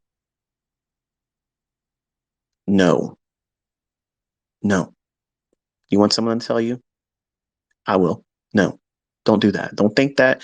Don't believe that. When you're first starting, where your focus is, what you should be believing is the most important thing is understanding where's the draw on liquidity, and work with that. Accept the facts that when you get it wrong, okay, what didn't you see in the chart? Go into your charts and really break it down. What was there that you didn't notice?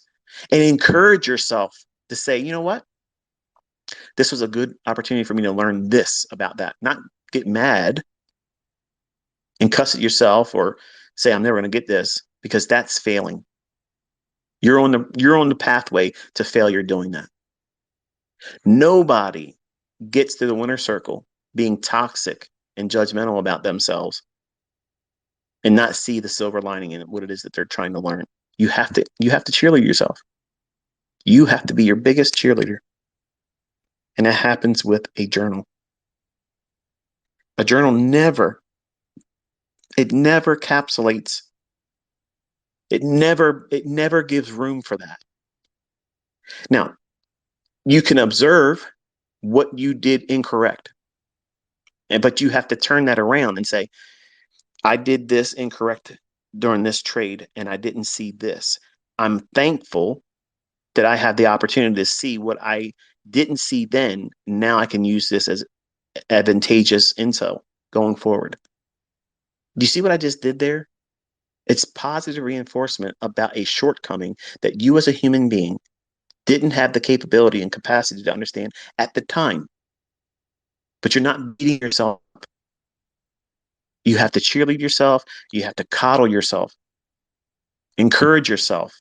All these things, these are positive self-talk. It's important because if you have anxiety, or if you develop anxiety, and some of you will, if you start trading with real money, you will feel your first panic attack.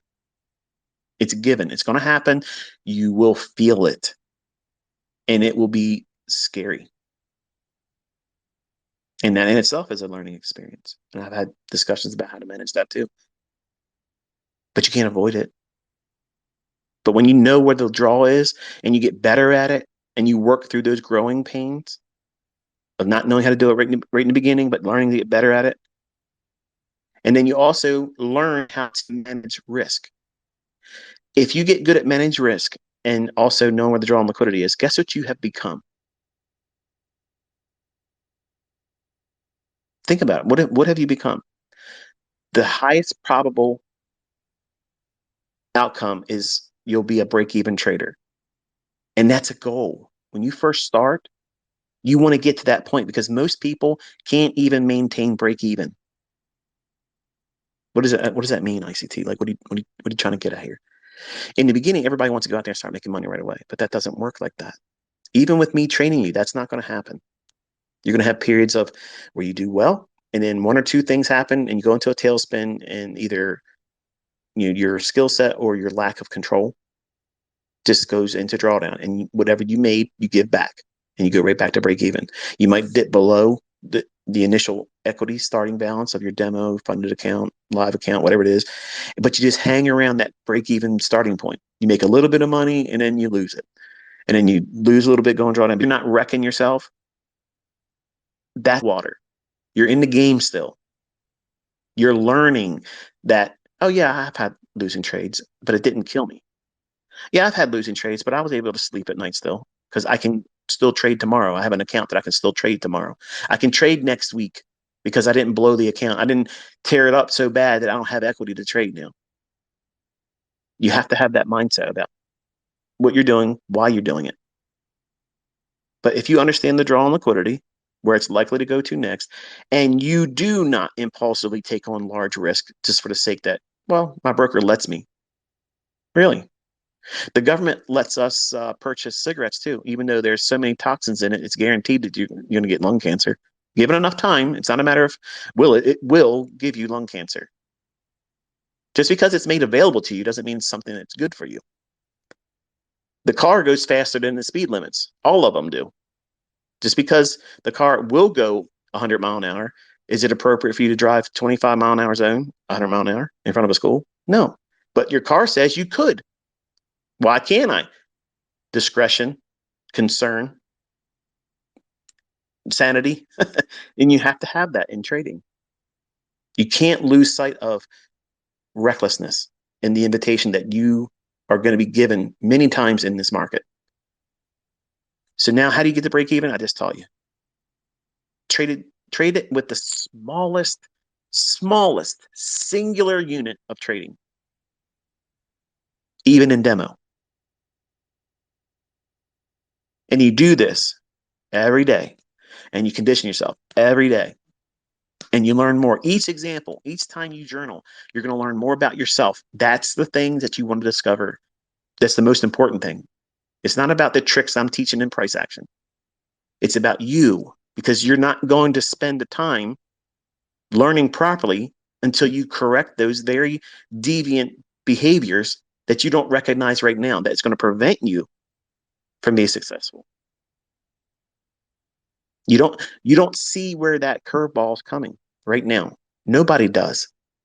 But at the end of the first growth learning curve, when you finally get to your profitable model and you know what you're doing, when you look back at that point where you know you have something that is consistently profitable and you know what you're looking for in the charts to find that, when you look back at that point, you will see what you have done to yourself that made it more difficult and longer than it needed to be. And you will have to take ownership of that.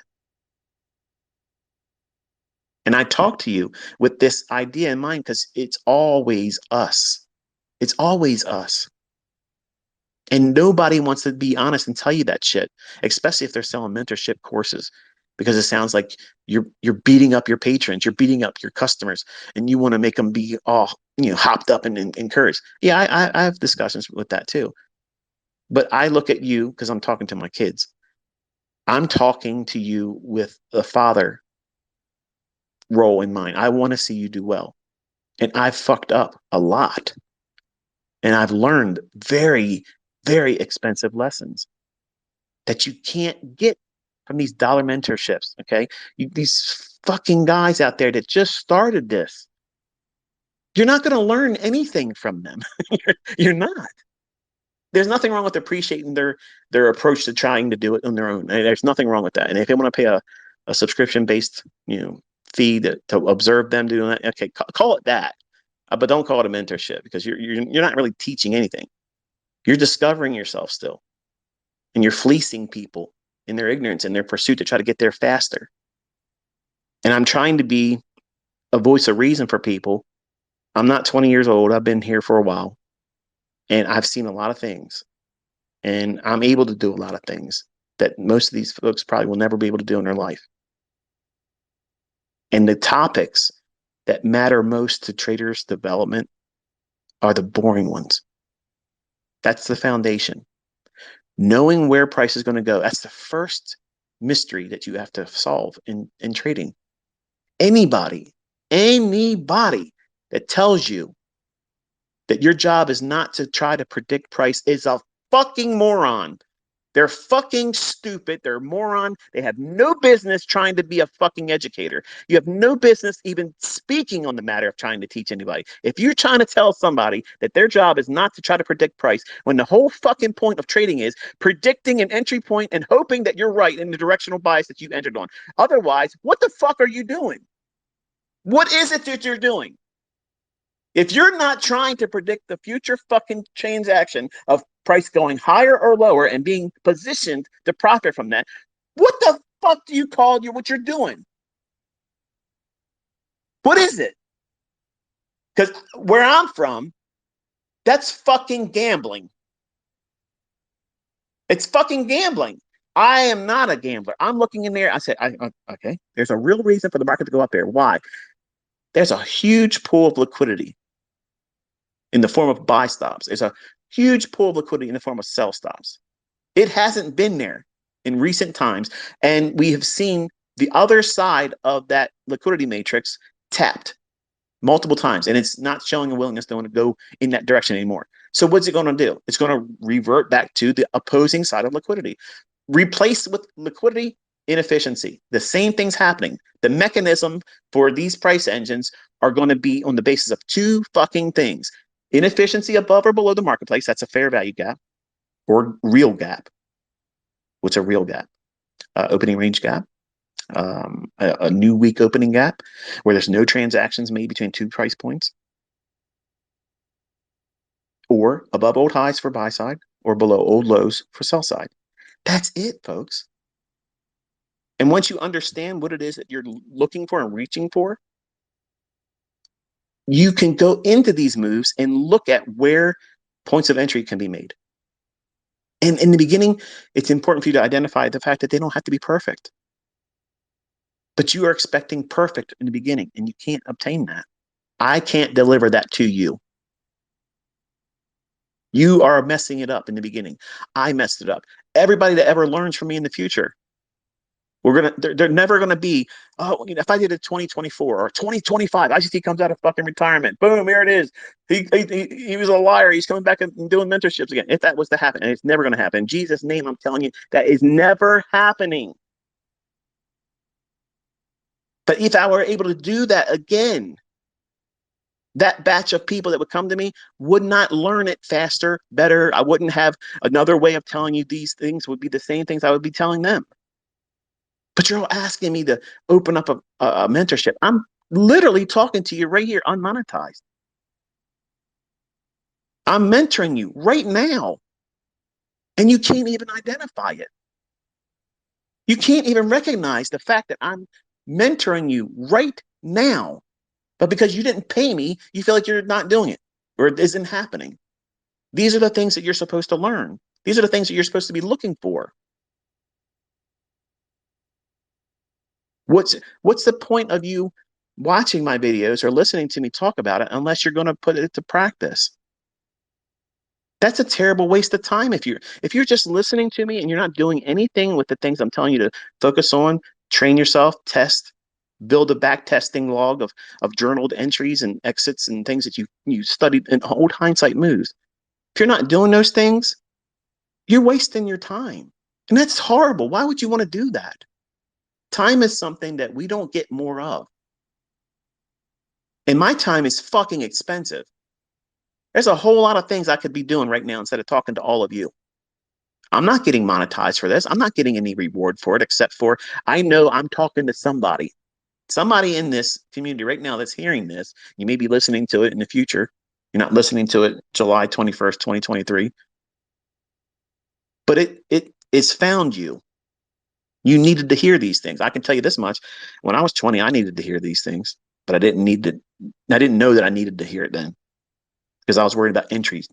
I got to find an entry technique. We're getting ready to blow out that sell side, by the way. Went all the way back up to that inversion fair value gap again.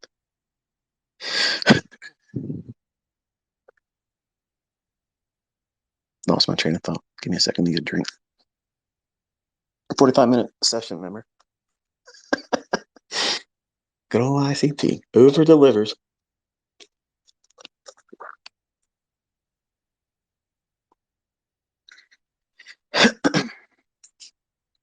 Anyway, failure is a choice. Okay. And if you learn how to determine why should the market go to a specific level? Okay. If you can identify both ends of the perspective or spectrum. Okay. And what does that mean? This morning, I sent you a tweet on the NASDAQ. I'll give you one market to watch. I wanted to focus on one market. And why did I only pick one market? Why am I not looking at ES? Why am I not looking at Eurodollar? Why not cable? Wasn't cable the favorite pair of you in trading Forex? And why aren't you looking at the dollar index? And why don't you ever talk about the Dow? Why don't you worry about what I'm talking about and focus like I'm trying to keep my focus? You ever consider that? You ever ask, well, let me see what I can get from just following whatever he's looking at right now? That's what I always ask when I see people complaining about. Why don't you ever talk about gold? Fuck gold. Gold is highly manipulated. Okay. You literally are asking to get burned trading gold. I know there's a lot of people out there with, they're fake brokers. They're going to show you examples of gold in this and gold in that. Gold is an event driven market. So what I do is I take my students into highly liquid asset classes. Forex was my cup of tea for a long period of time, but I took everybody's attention back to where I started as a trader in 1992, commodities and futures index. These markets are absolutely professional. There's no tomfoolery in that. There's no brokers fucking with your spread. Okay. Everybody has the same price. Everybody has the same price when we're looking at the S&P. Everybody has the same price on NASDAQ, unless you're trading a CFD, which I don't do that. But I know some of you can't do it, and that's the only way you can do it. But you're met with that conundrum now, aren't you? You have to deal and factor in spread. So how do you overcome that fear? ICT, I'm worried about because, sometimes the data doesn't match. Right. Well, think about what I already said. You first start worrying about, well, no, I shouldn't say worry. You should concern yourself with where the market's likely to draw to. That is the absolute golden ticket. Because if you know how to do that, given enough time, you will find an entry model that you'll love taking. It makes perfect sense for you.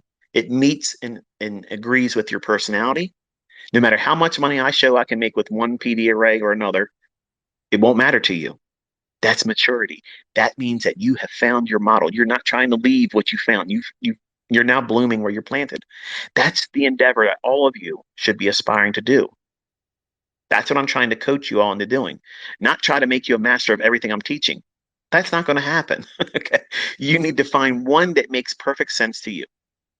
Warm up to it and spend some time with it. And when you understand where the market's likely to draw to, liquidity and inefficiency, the easiest way, folks, listen to me, the easiest way to get through the initial learning curve is to do this very thing. Every session, what are we talking about? Well, the market was going to open up at 9:30. I told you I was waiting for the opening bell, and I wanted to see how we traded at these points of liquidity. And I gave you the one inversion fair value gap. I want to see how we treated that. Now, why did I pick that? I'm sure you're probably thinking, why did you pick that fair value gap, and why not this time frame on that inefficiency? Why this one and not that candle? If you look at the range I gave you on a 5-minute chart of the Nasdaq, I gave you the high. I'm going to scroll back here. My chart's moved forward too much. I gave you the high on Nasdaq 5-minute chart at 1:30 Thursday, July 20th, 2023. The 1:30 p.m. New York local time. I noted that high and the high to the left of it on the 5-minute chart at 12:50 p.m. So for the symbol on the trading view, it's NQU2023. 5-minute time frame. I put a horizontal line on the 12:50 p.m. from yesterday, Thursday, July 20th, and laid it on top of the relative equal high, which is at 1:30,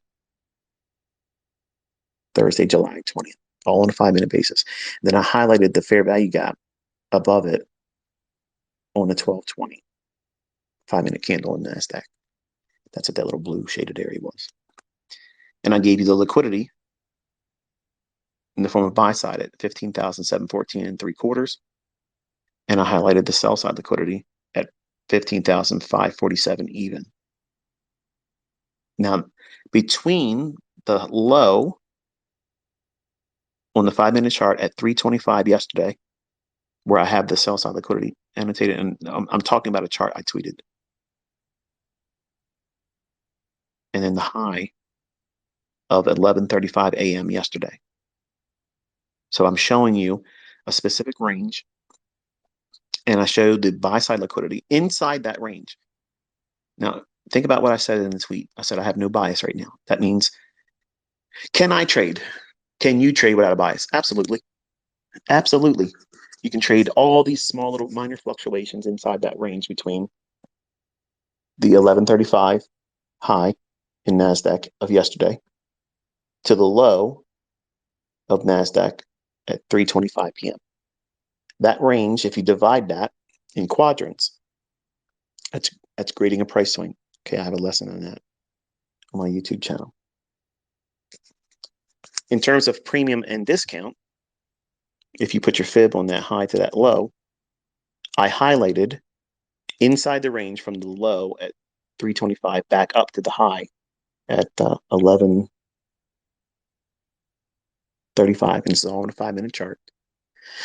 I showed you the internal range buy side liquidity at 15,714 and 3/4. What I'm saying, or what I'm drawing your attention to, is I didn't expect, because with no bias, I'm not saying that I think that we're going to go back above 15,800 at the time I tweeted that.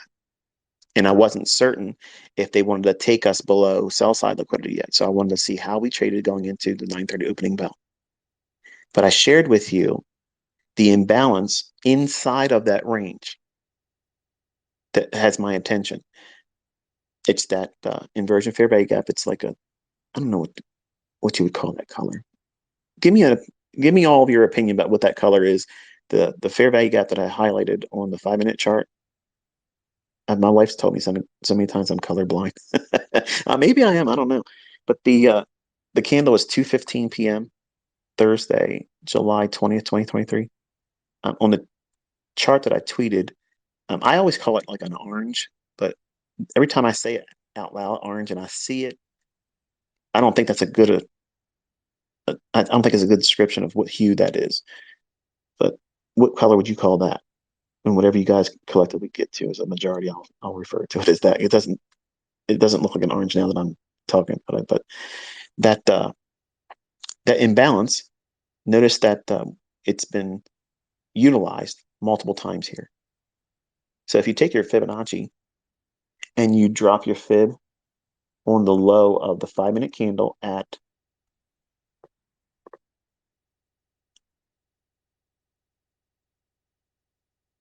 2:10 yesterday p.m., that low comes in at 15,665 and a half.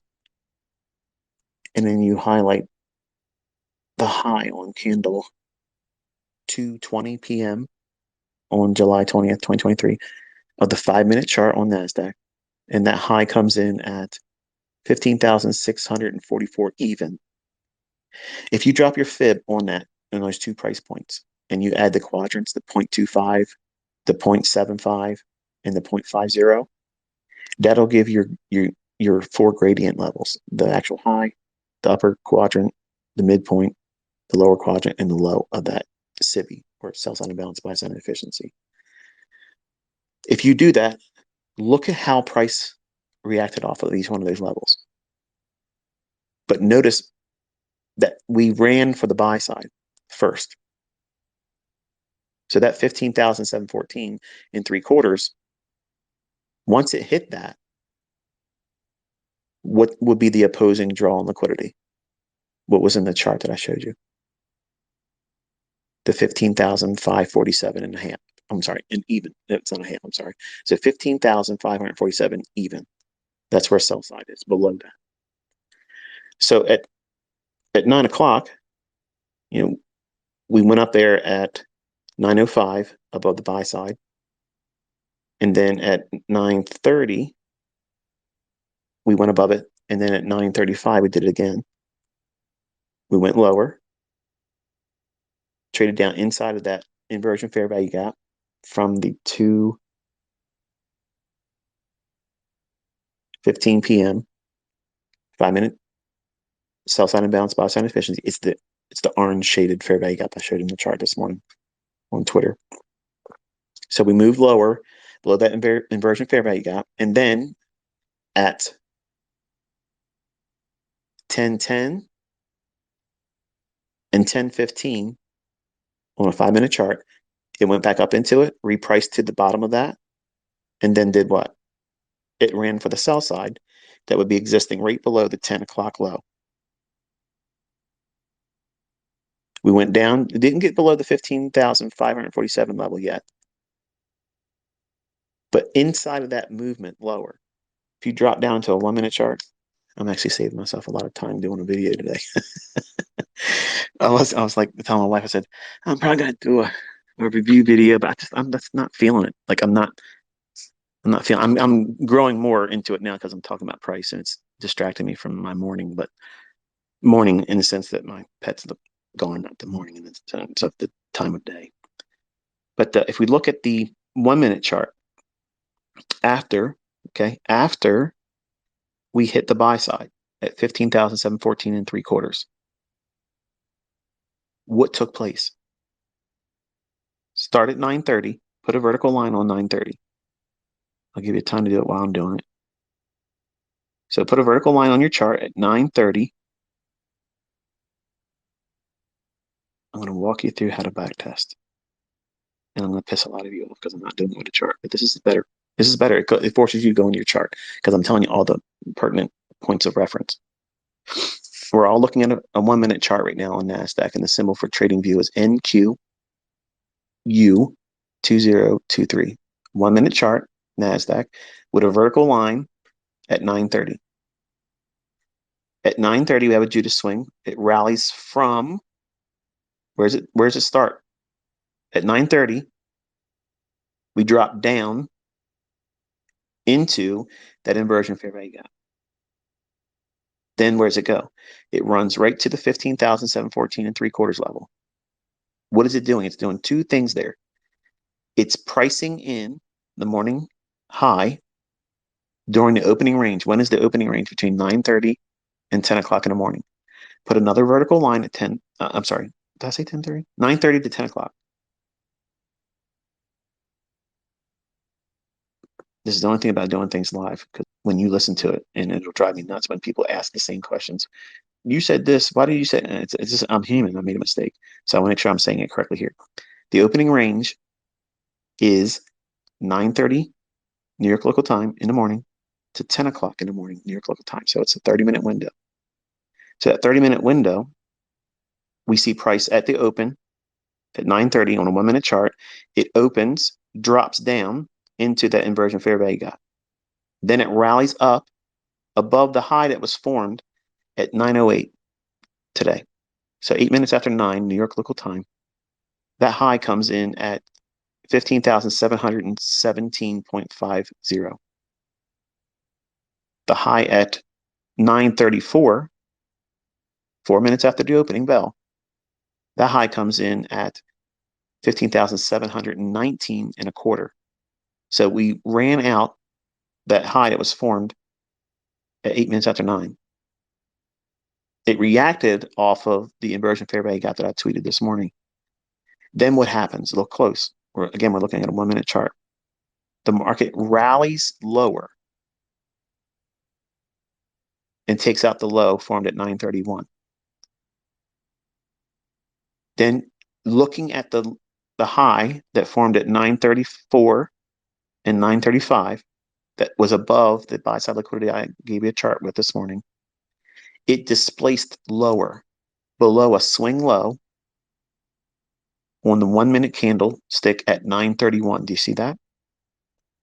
That price leg that makes the lower low at 9:41, from that low at 9:41 time to the high at 9:34, that displacement leg, does it have a fair value gap in it? Yes.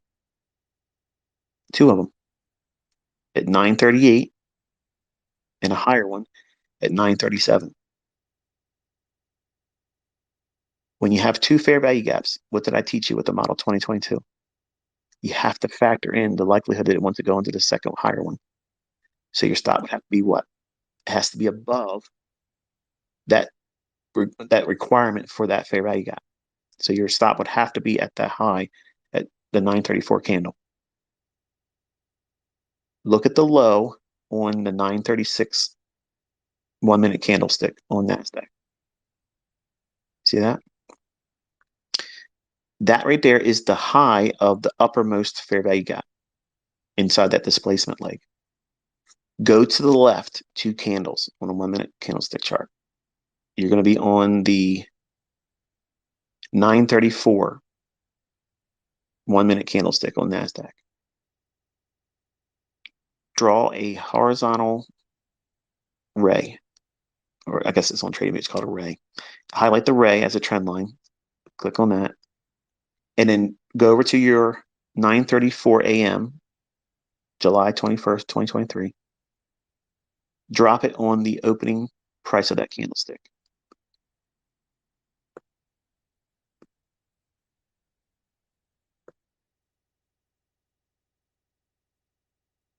Hang on here. Yeah, horizontal ray. Why did I say ray? A horizontal ray. And drop it on the opening price of the 9:34 candlestick. Look at the bodies on the candlestick of 9:45 and 9:46. It's respecting that, right? What is the low of 9:34's 1-minute candle? 15,697 and a half. Put another horizontal ray right at that. So you have the 2 bodies at 9:45 and 9:46. Those bodies close and open inside of the 2 price points of that bearish order block with a fair value gap after a displacement lower, after buy side has been taken. Is that candlestick at 9:45 and or 9:46, is that not the 2022 model that I taught you last year? Yes. And then I mentioned at the time of our discussion this morning here in this Twitter space, I gave you go back to your 5-minute chart for a moment. I gave you the 9:30 p.m. Thursday, July 20th, 2023. The 9:30 candlestick on the 5-minute chart of NASDAQ. I told you that's a fair value gap. Be aware of that one. Go back down into a 1-minute chart. From the Model 22 entry at 9:46 or 9:45 candle, your stop would have to be above the high at 9:34's 1-minute candle. So it's not even that much in terms of range. But if you're trying to do 15 contracts on your funded account challenge or your funded account, that's too much risk. Now, go in and use that with that one micro idea that I was telling you about. Use one micro, use the worst case scenario entry. What would that be? Look at the low on the 936 candle. It's 696.25. Take one tick away from that. So 15,696 even. That's where you would try to get into your short there. And your stop loss would have to be above 15,719 and a quarter. So stop at 15,719 and a half. One micro, not mini, micro. You're teaching yourself how to trade. You're teaching yourself how to trust the setups. You're teaching yourself how to follow a model, not make a lot of money right now or at the gate. That's not how you do this.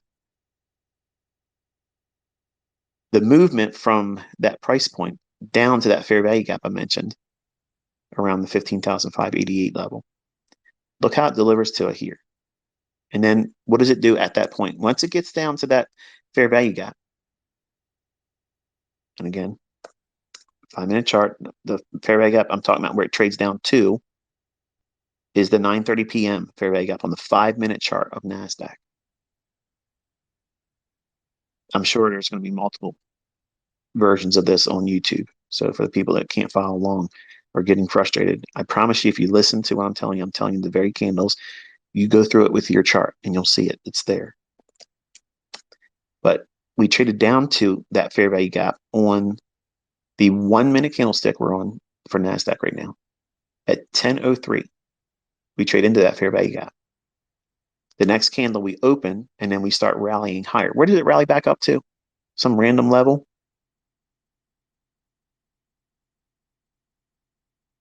The inversion fair value gap. The one I sent a tweet with the chart in it.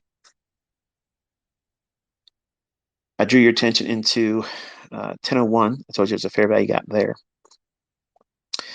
We have repriced back up to the inversion fair value gap. That fair value gap that I told you that was at 10:01, do you see how it's reacting off of it right now?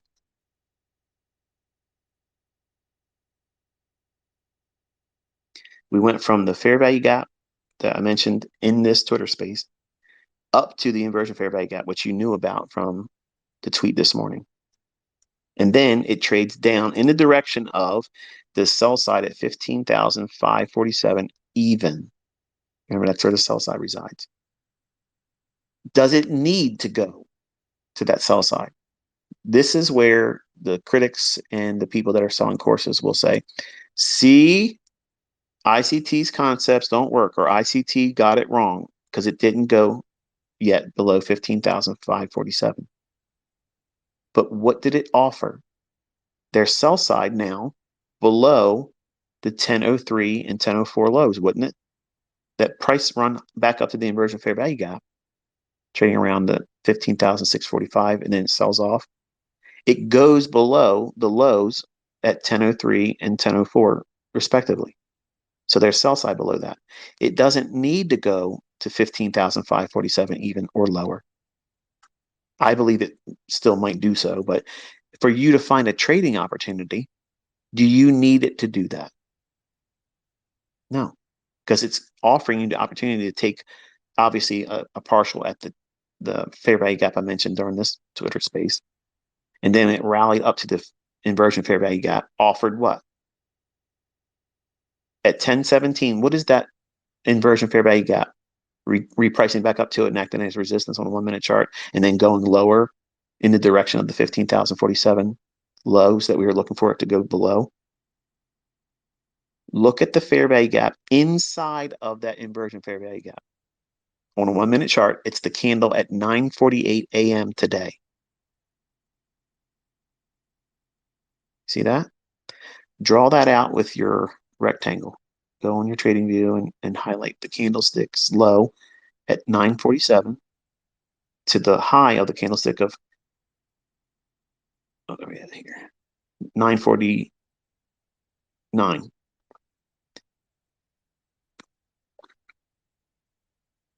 It comes up, bumps the low of that fair value gap, and that candlestick at 949's high is 15,647 and a half.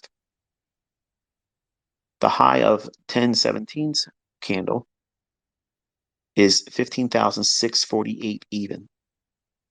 So we went into that fair value gap. And it's also the inversion fair value gap. Then we sell off, running for sell side below the lows at 1003 and 1004, digging down towards the direction of where the sell side is.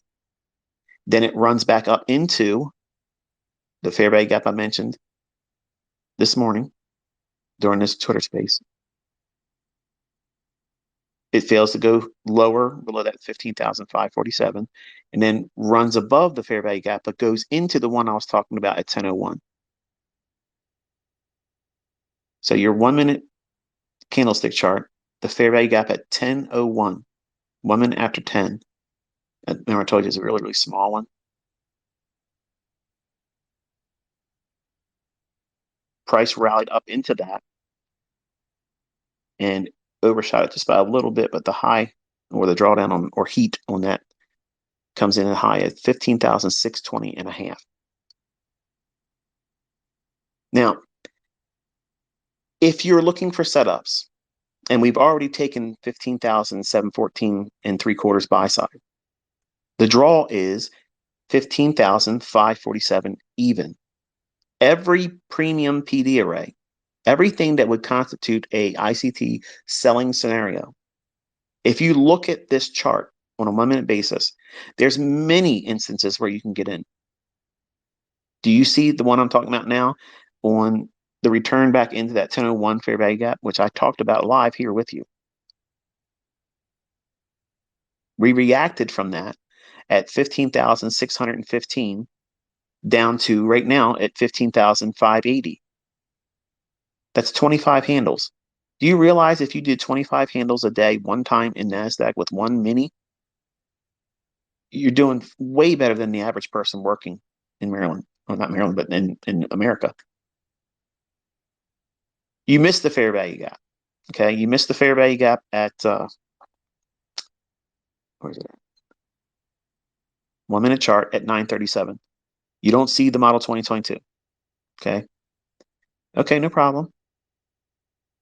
Go through your chart like this and identify all the opportunities the way I teach you. It runs for one side of the buy side or sell side. I don't know which one's going to go to ahead of the 930 opening. It could have very easily traded down to the sell side first. And then it could have set up an opportunity for us to then reach for the buy side at 15,714 and 3/4. You have to have an envelope above and below. You're looking for buy side and sell side in a range. I explained to you why I picked that range. If you go and look at the one trade setup for life, the context of what I was using that range with, I teach that in that video. I gave you the chart, the framework, what I'm looking at this morning. You do not need a Bookmap. Okay. You don't need all these things. If it helps you to see it visually in concert with what I'm teaching you conceptually, there's no problem there. But I promise you this, you will outgrow those things because you don't need to know. Like for instance, right above the high in 1 minute chart, above the high of 15,620 and a half, there's buy orders right there. I don't have Bookmap. I don't have all those things. I just know that buy orders have been trailed lower, and anybody that wants to go long, they're going to want to be a buyer above that. But my approach to teaching you is how to look at things very simplistic. It doesn't seem simplistic because I have a lot of technical jargon that people will say it's rebranded bullshit, but none of this stuff exists anywhere else. It might look like because I have a rectangle. Okay. I might have a trend line on there mocking retail support resistance diagonally, but I attack that stuff. Old lows, I don't look at that as support. I want to run to it and through it. Old highs, I'm not looking at that as going up there and act as resistance. I want to see it like the SWAT team bash through it, run through it like it's nothing. because I want the orders above that high. I want the orders below that old low. They're not sitting at the low. It's below it. So when I'm teaching you as my students, I'm teaching you how to anticipate, to predict, not react. I'm teaching you how to look at the charts and say, okay, I can see where those victims are going to get hit. Who's the victims? The people that have stop orders above old highs and below old lows. They should have stop losses. It's good.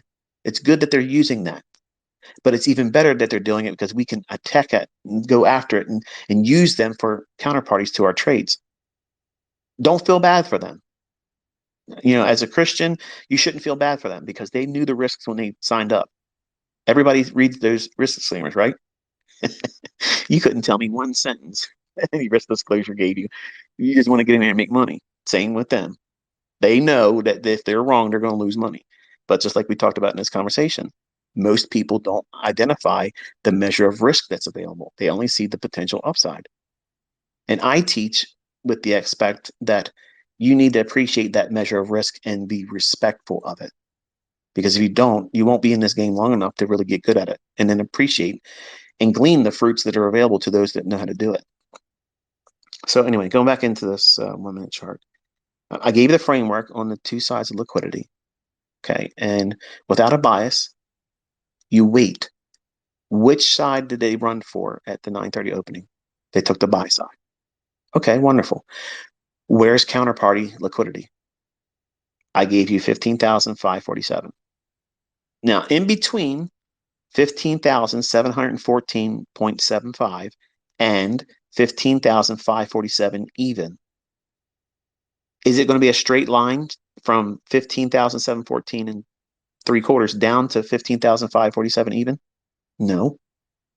That's the benefit of using these lower time frame charts because it gives you a plethora of setups to either engage and trade with, demo or live, or opportunity to back test it. So right now, it's 11 o'clock. I want you to screenshot your 1 minute chart of NASDAQ the way it is exactly right now. Don't wait. Just hit that little camera button in the upper right hand corner on TradingView. And you should see, let me count them real quick. I'm not going to do all of them. I'll give you the ones that you should know based on what I've taught on my YouTube channel. 1, 2, 3, 4,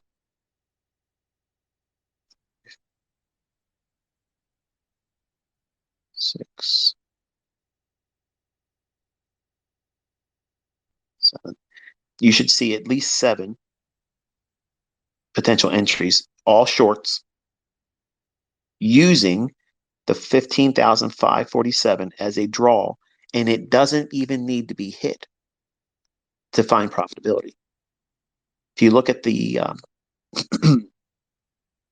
if you look at the model 2022 entry, which was around the 945, 946 1 minute candles, that sell off all the way down to the fair value gap I mentioned during the presentation that we're talking in now, that in itself is a pretty handsome run. It's almost 100 handles. There's something wrong with that? That's a nice haul. Then it returns back up into the inversion fair value gap, goes lower, runs out the lows that were formed at 10:01 and 10:0. I'm sorry, yeah, 10:03 and 10:04, 1 minute lows, and just falls short of the 15,447. So the sell stops that are resting just below that level, they're still intact. I don't trust that they're going to stay intact, but that's where we're at right now at the time of the live Twitter space. But then we run right back up into that fair value gap I mentioned, the note on your chart, all the way back up into the 10:01 fair value gap. And then it sells off once more. Going into what? Where was previous intraday liquidity? It was below the 10:03 and 10:04 lows. There was sell side down there.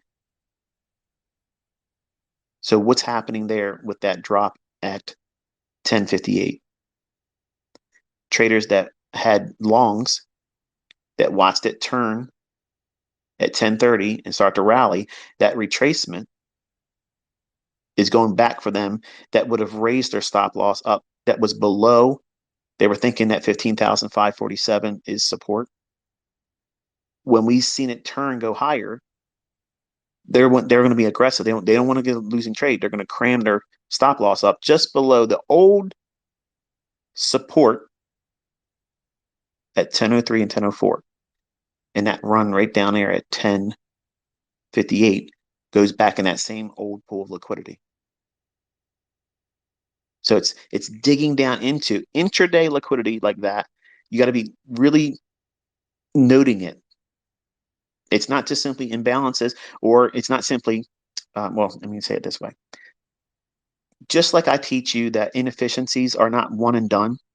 In other words, they don't just get repriced and refilled with delivery of price, and then that's it. We don't worry about them anymore. They're going to be referred back to.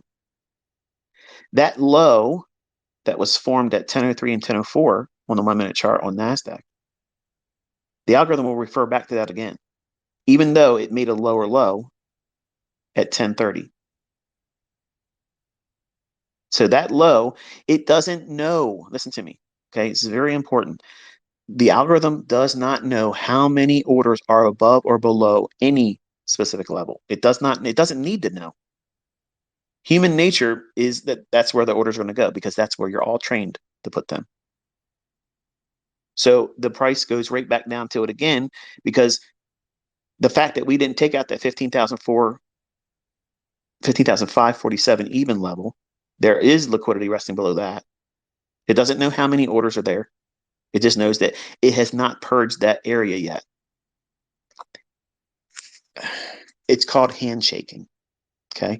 So when the algorithm runs to these areas where pending orders would be, that function is called handshaking.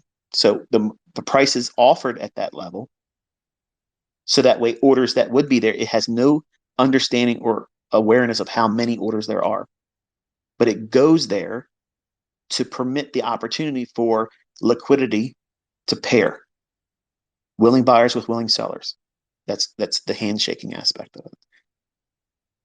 Anytime intraday a low is created, but a larger pool of liquidity has not been engaged, the intraday lows or intraday highs that have formed before, in context, so you follow what I'm saying, the lows at 1003 and 1004 on NASDAQ are above the 15,547 even low. And the sell low at 1030 in the morning was lower than the lows formed at 1003 and 1004.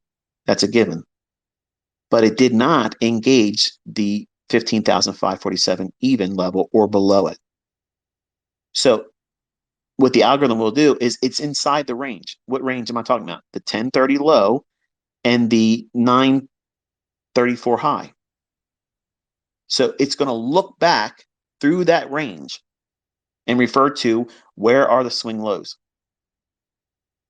It's referring back to 1003 and 1004's lows.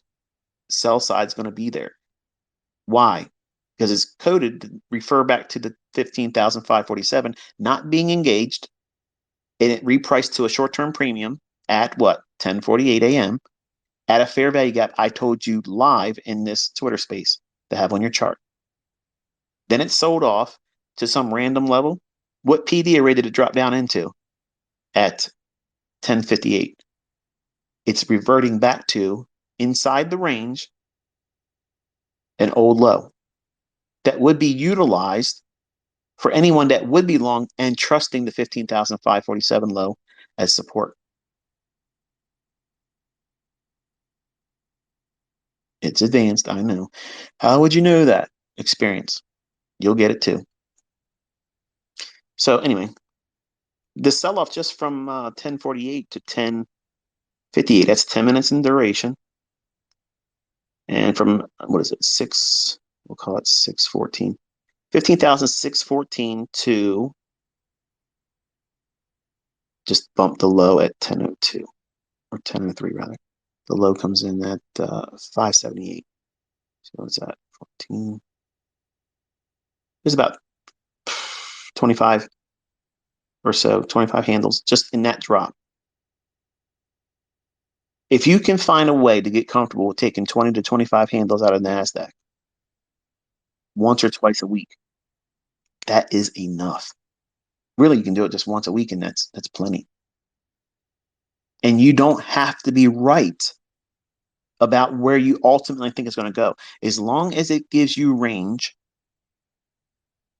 opportunity to get out of the move, get in the move and get out of it. What do I mean by that? You could have used the silver bullet off the fair value gap that was formed at 948. Okay, that fair value gap right there at 948. That fair value gap was used at 950. So trading down into the fair value gap I mentioned in the live stream or this presentation, from that point of entry at 15,649 and 3/4 down to the fair value gap, we'll call it at 15,588. That's in itself a significant price run. It's not 5 handles, it's not 10 handles, it's significant.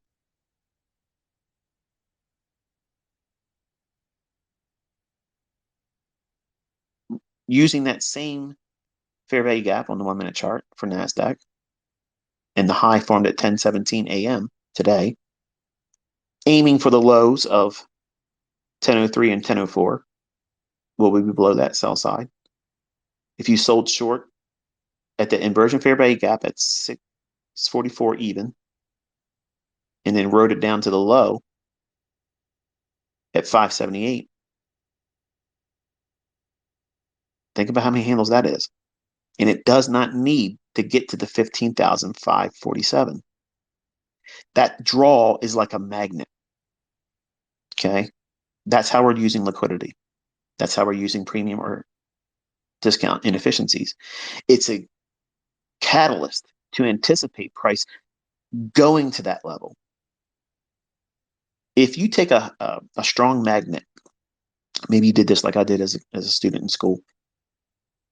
If you put a magnet underneath a desk at school, okay, and you have a whole box of paper clips and you drop them above onto the desk, is every single one of those paper clips going to go exactly right where the magnet is?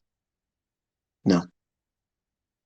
The majority of them will be scattered all about, but then you'll have this concentrated pile of paper clips that go right to where the magnetic field is strongest. But there's this influence that it has as it moves farther away from that magnet. The paperclip will fall right there, and it'll be just enough to hold it. Well, think about that magnet effect being at 15,547. And you're seeing how from 934, the high on NASDAQ, how we started moving towards where the magnet's strongest pull is at 15,547 even. And below it, there's sell side below that. Just like every one of those paper clips aren't going to land and stick to the highest form of magnetism that magnet is offering below the school desk at school.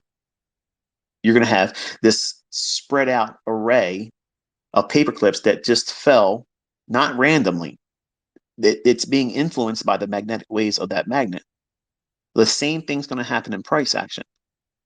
You're going to have all these little collections of swing highs and swing lows and a collection of candlestick bodies that form at specific price levels.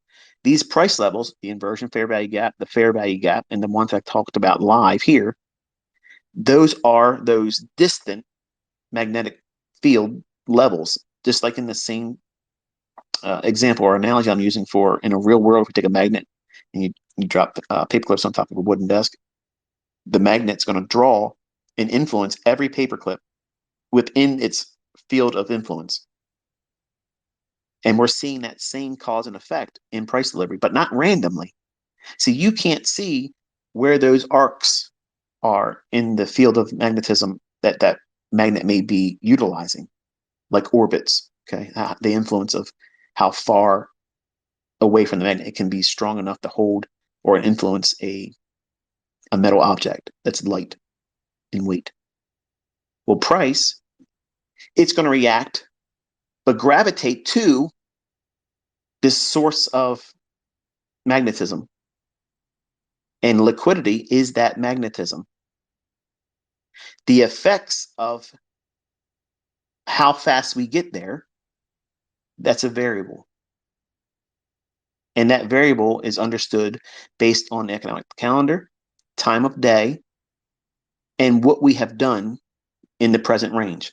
And what do I mean by that? If you look at the high, this is turning into a PhD level shit, ain't it? At 934, that high, and we anticipate, this is important, folks, the range high in terms of buy side liquidity, I gave you that this morning at 15,714 and 3/4. The low for the sell side was 15,547 even. So if we're bumping the buy side when no bias is there, right away our mind goes to, okay, what's the counterparty to that liquidity? It's the 15,547 even level where sell side would reside. So we can anticipate, we can predict. We're not reacting, we're anticipating. We are predicting that the market is likely, most probable, to go towards its opposing liquidity. So our belief is this: at 9:30, there's always some kind of measure of manipulation. That Judas swing, that fake price run that gets everybody hopped up thinking it's going to go because it did this first. Okay, I like the first move mentality, but it has to be used and incorporated in the proper sense, and that's why I gave you that range of where liquidity is and that inversion fair value gap, because it's going to be influential this morning, and you can clearly see now it has been. But that first initial run higher to the buy side, that makes it likely that we're going to go lower. So if we know that the buy side is measured at 15,714.75, and we are interested in the liquidity that's below the relative equal lows on NASDAQ at the level of 15,547 even, if we put a fib on that high down to that low of 15,547 even, if we do that, I'm going to ask you to do it live, okay? Do it with me as I'm doing it.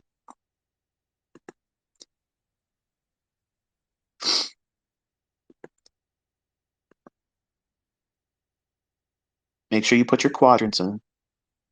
It's the 0.25, 0.75, and 0.50 levels.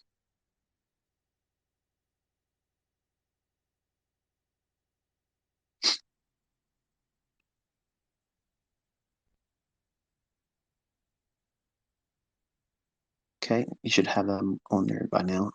If not, you can use the benefit of having this as a recording. So what I have is I have my Fibonacci laid on the actual high of the day. I don't have it laying on top of the 15,714.75 level. That's not what I'm doing. I'm using the actual delivered high. And I'm drawing it down to 15,547 even. At 934, okay, at 934, we saw buy side hit. Then it started gravitating towards the inversion fair value gap. I mentioned, I said, now watch, we want to see if it offers any support on the inversion fair value gap. If it doesn't offer any support, then it's going to try to gravitate down into, I mentioned, the lower fair value gap around the 15,588.85 level to have that on your chart. The market dropped, gave us a silver bullet at 948. It offered entry on that at 950, but it also qualified a model 2022 at the 945, 946 1-minute chart. Using that implied dealing range. Now, implied dealing range means that we are anticipating a price run in a direction. So we're predicting price. We're anticipating price going to a specific level. What level? 15,547 even. So if we're up at 15,714.75, or seeing that shift in market structure that occurred below the low at 931, and it broke that low and turned higher at 941, We have a shift in market structure after taking buy side right away. All of you that followed the model 2022 that I taught last year on YouTube channel for free, that model is delivered right here. So what's the draw on liquidity? We're anticipating it's likely to go for sell side at 15,547 even. So if we use that frame of reference, we can put a Fibonacci on that and anticipate everything at the 50% level or higher is deemed high probability for a short in the direction of 15,547 even. That's what the algorithms is focuses. It's presenting opportunities for that very condition. So we're seeing many examples of doing that. You can see the model 2022 entry at 945, 946 on a 1 minute chart, where it trades up into the fair value gap after a shift in market structure lower. Then it drops down into the inversion fair value gap that did not lend support, created a sell side imbalance, buy side inefficiency at 948 on a 1 minute chart of NASDAQ. And then at 950, it gave you the silver bullet entry. Where's the draw on liquidity? The sell side. It's 15,547. So it gives you another opportunity to get into the silver bullet at 955. Then what are we expecting at 950 to 1010? There's a macro. We're going to expect what? Price to spool. Start running. For what? Sell side. What direction? Down. Okay. What did I tell you to look at? There's a fair value gap around the 15,585, 590 area during this presentation. It sells off and quickly runs down into it. Told you when we got there, okay, we're trading down into it now. It's all in this live presentation called to you live. And then I talked about a fair value gap that you want to have on your chart at the 1 minute time frame at 10:01. Have that on your chart. It reverts back all the way back up to the silver bullet, fair value gap, and inversion fair value gap, which is the one I showed in the chart that I tweeted. I promise you this, the folks that are willing to go through this like this, you're the ones that's going to do well. I know there's some of you that are pissing and moaning right now. I can hear you. You should have did this with a video. You know what? This would have been fun and interactive for me if someone did this for me. When I was coming up and doing this live and talk about all the, like, that would be fun.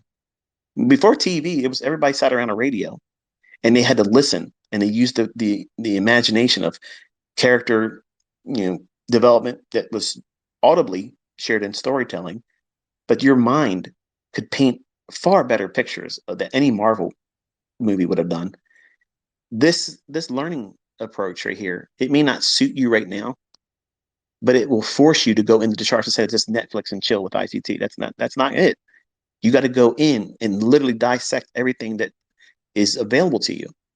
And when you back test, you're going to do this anyway. So if you're against this, you're not going to learn how to do it. But the market spools lower from 1055 to, 955 to 1003, 1004. And then it rallies back up into the inversion fair value gap, sells off again, and goes into the 1030 low. We are meandering around. Look at the consolidations that are occurring at the 15,590.00 level. That's the lower quadrant level. It's also that fair value gap I told you before it actually became, used in price action. So before we drop down to it, I told you about that fair value gap. But look what it's done.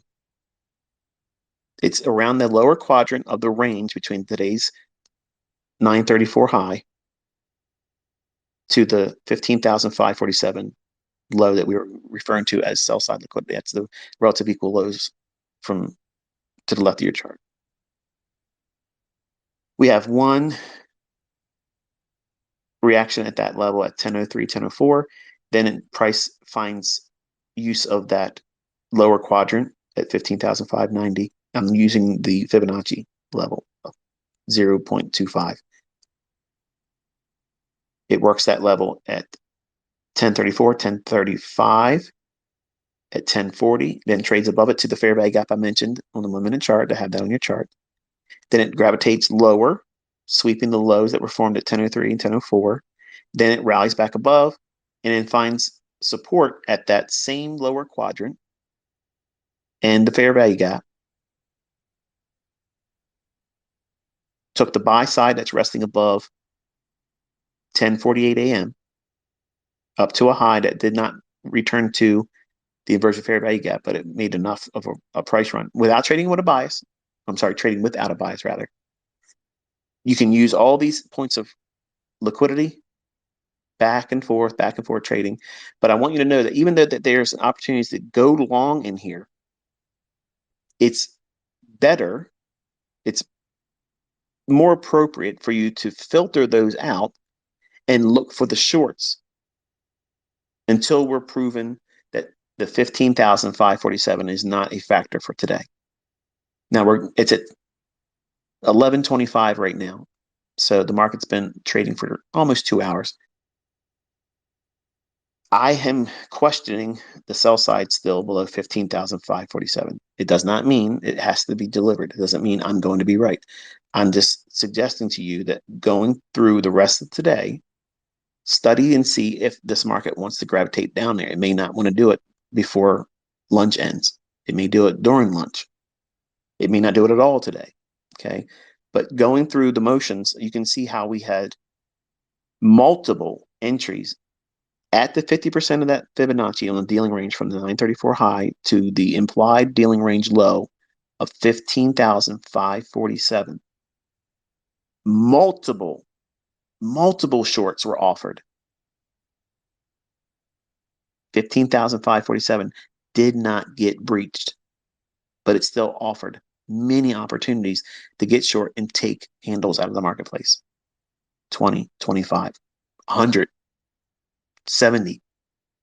Those are in this chart. Do you need a bias? Not if you know how to trade internal range liquidity. If you can trade internal range liquidity, you don't ever need a no bias.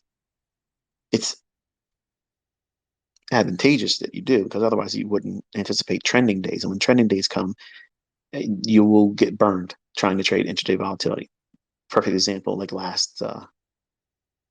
guess it was last week, where the market just kept on moving.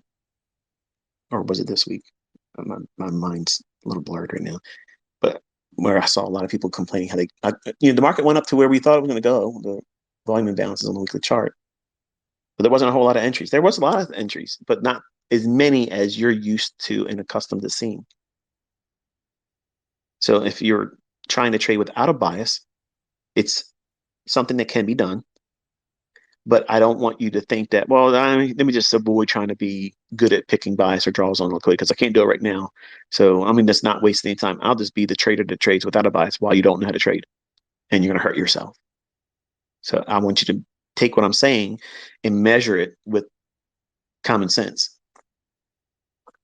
So what would change this whole idea that I would not want to see 15 or not want, but I would think that 15,547 even would not be traded to and through today.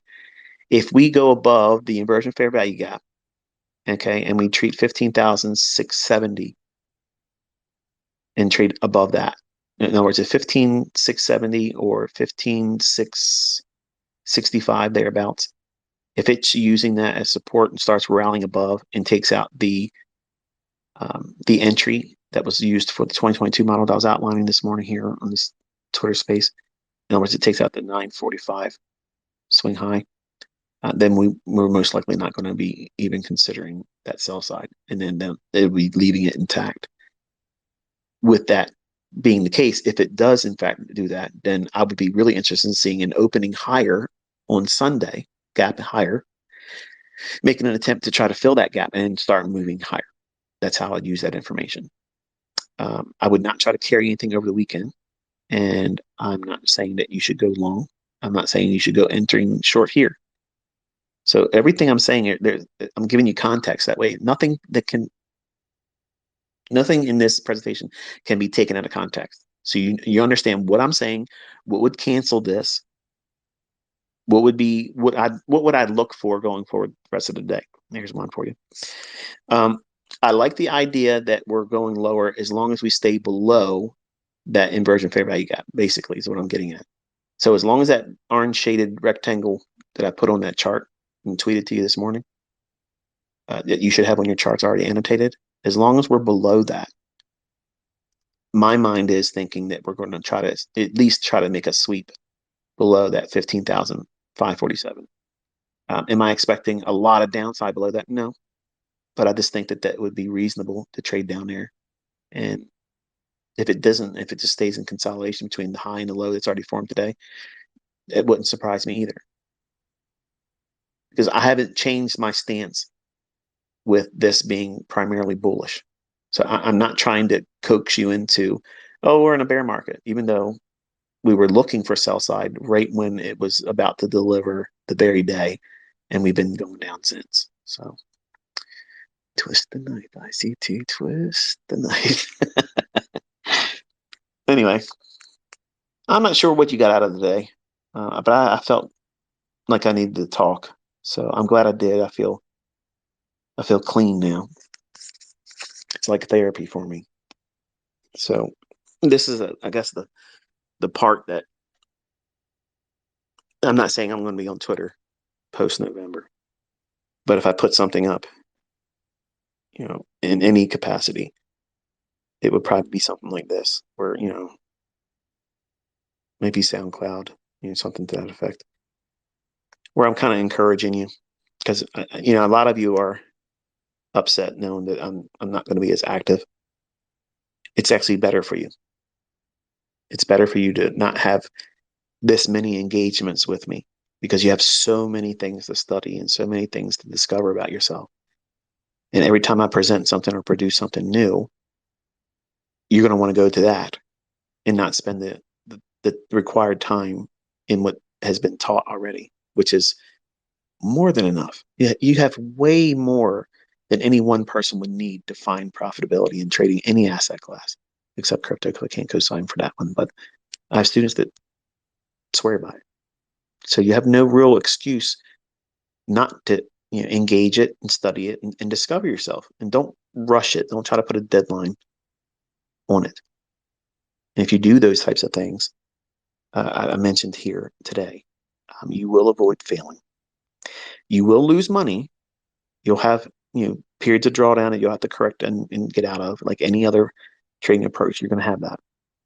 But the important thing is for you to realize that you're not going to lose hope. You're not going to lose sight of what it is you're doing, because the why, the thing that you're doing this for, has to be more than social media clout. It has to be more than something materialistic that you're aiming for. And there's no better real reason to do it than financial independence. And it may not be a complete financial independence. It may be a partial, where a certain measure of your monthly income is met by this. And to me, that is a win. That's not failure. Some of you might look at that and think, yeah, I was hoping I was going to be able to quit my job, but I just can't get past, $1,000 a month, a couple $100 a week. I just can't seem to do better than that. You're doing better than most people. If you can do that, you're doing most people often lose money. And if you can do any measure of consistency and you're able to take something out, like you're in the upper 10%. There's lots of room to go higher in that, but you already are defeating the odds that are against everybody, which is most people are going to fail doing this. And I can't guarantee that all of you are going to be successful. I work very, very hard. And I think it's obvious that I try very hard to help all of you do what's necessary and avoid the things that you should avoid. There's a small faction of individuals that are not willing to listen to what it is I'm doing or take odds with me. It's irrelevant. You see enough people finding success with it. They're doing very well with it. They're having fun while they're doing it. And that gives me a great deal of satisfaction. knowing that, my last year doing all this stuff, I'm making the biggest impact. And I don't discount that at all. So I try to be very selective, even though on the live presentations, you can see me swing and you watched me and heard me swing from one end to the next. And I try to keep that from you in the recorded presentations because I know it can be a distraction and it can put off some individuals that, you know, holier than thou. Oh, he said a cuss word. I don't want to say it. Sometimes it is to happen. I don't want to go off the rails. Sometimes you guys enjoy it. I don't like it. It's something I wish I didn't do. And in November, I'll never have that problem again. I've exposed myself in ways that I would have never been comfortable doing years ago. And I don't want to give the stage for, you know, people with less character that want to make a mockery of it. I mean, they can't even do close to what I'm doing. So they focus on things like a child. And I've been encouraged by all of you who have given me the opportunity to be in your ear as a voice of reason and try to help you, discover the opportunities that are available and what you can do with this information. And I'm very proud of the people that have done well and had the courage to come out and share what they've done. Some of them a little bit more brash than others. And I get it. Sometimes that needs to happen. But largely, most of you that have come out, you've been very responsible with your success. And I'm greatly, greatly impressed by that. Because when you make that kind of money, and you've never done that before, it can make you feel like your shit doesn't stink and you're better than everybody else. And that's the trap I fell into when I was younger. When I was a 20-year-old, I felt like I owned the world and everybody owed me an attaboy. And they don't. And my encouragement to you is while trying to avoid failure, you should be absolutely working towards being a responsible, profitable individual. So if you're going to be on social media, um, try to do your best to be as respectful as possible to the audience members. It's easy to get caught up in your own horseshit, you know, the spectacle, the showmanship, or the handling of trolls. I wish I had better ways of doing it. I've never been that refined about it, but I have done very well this year compared to previous years. But it's because I want to go out on a better note. I spent a lot of time in my earlier years on social media being a menace, and I wanted to close that year of final teaching in a way like that too. But I don't need to. My students are actually providing the best testimony there is, and I've shared my life's work with you, and you were not in any position to be entitled to receive it. I've uh, I've seen some stories from people that have tried and failed, and those individuals, they stick with me, and I take their testimonies and I try to fortify any new lessons to try to overcome what they mentioned were barriers for them. It doesn't change or remove the influence that we have individually over our trading. That's it. Like, you own it. Like, whatever the results are, good or bad, they're yours, and you earned them on both ends of that spectrum. When you're doing this, it's one of the most difficult things in the world to do because it's highly technical. It's always evolving.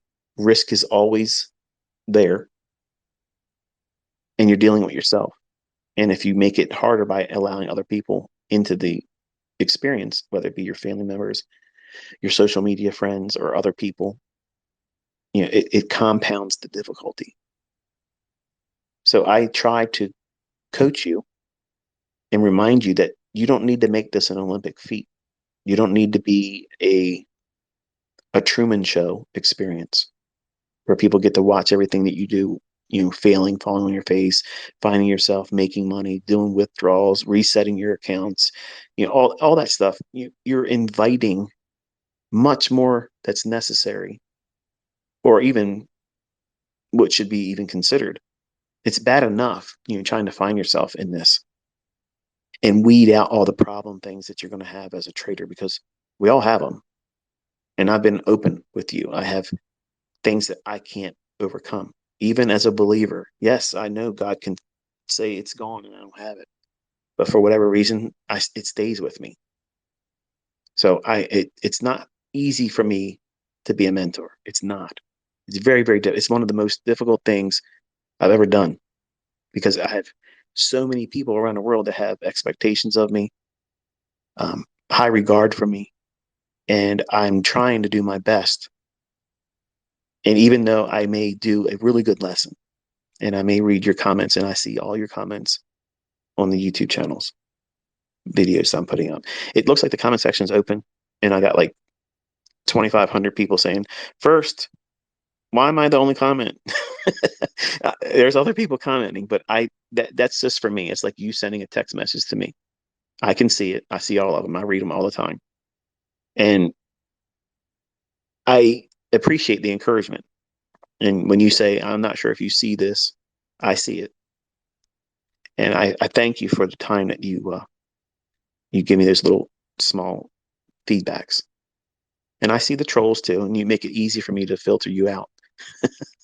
All I gotta do is I don't see you anymore, because I don't give a shit about what your opinion is. If you're not in agreement with the hive mentality here, that we absolutely believe and know that there's an algorithm. You're hearing him, and we know that there's market manipulation. We know that the market's going to deliver certain ways at certain times. And I don't care to hear the opinion that's opposing that. I'm not out for a debate. You have to go out there and cancel out what I've proven and what other people have used and now make money with. The burden of disproving is in your hands. I've already proved it, and it's been transferable.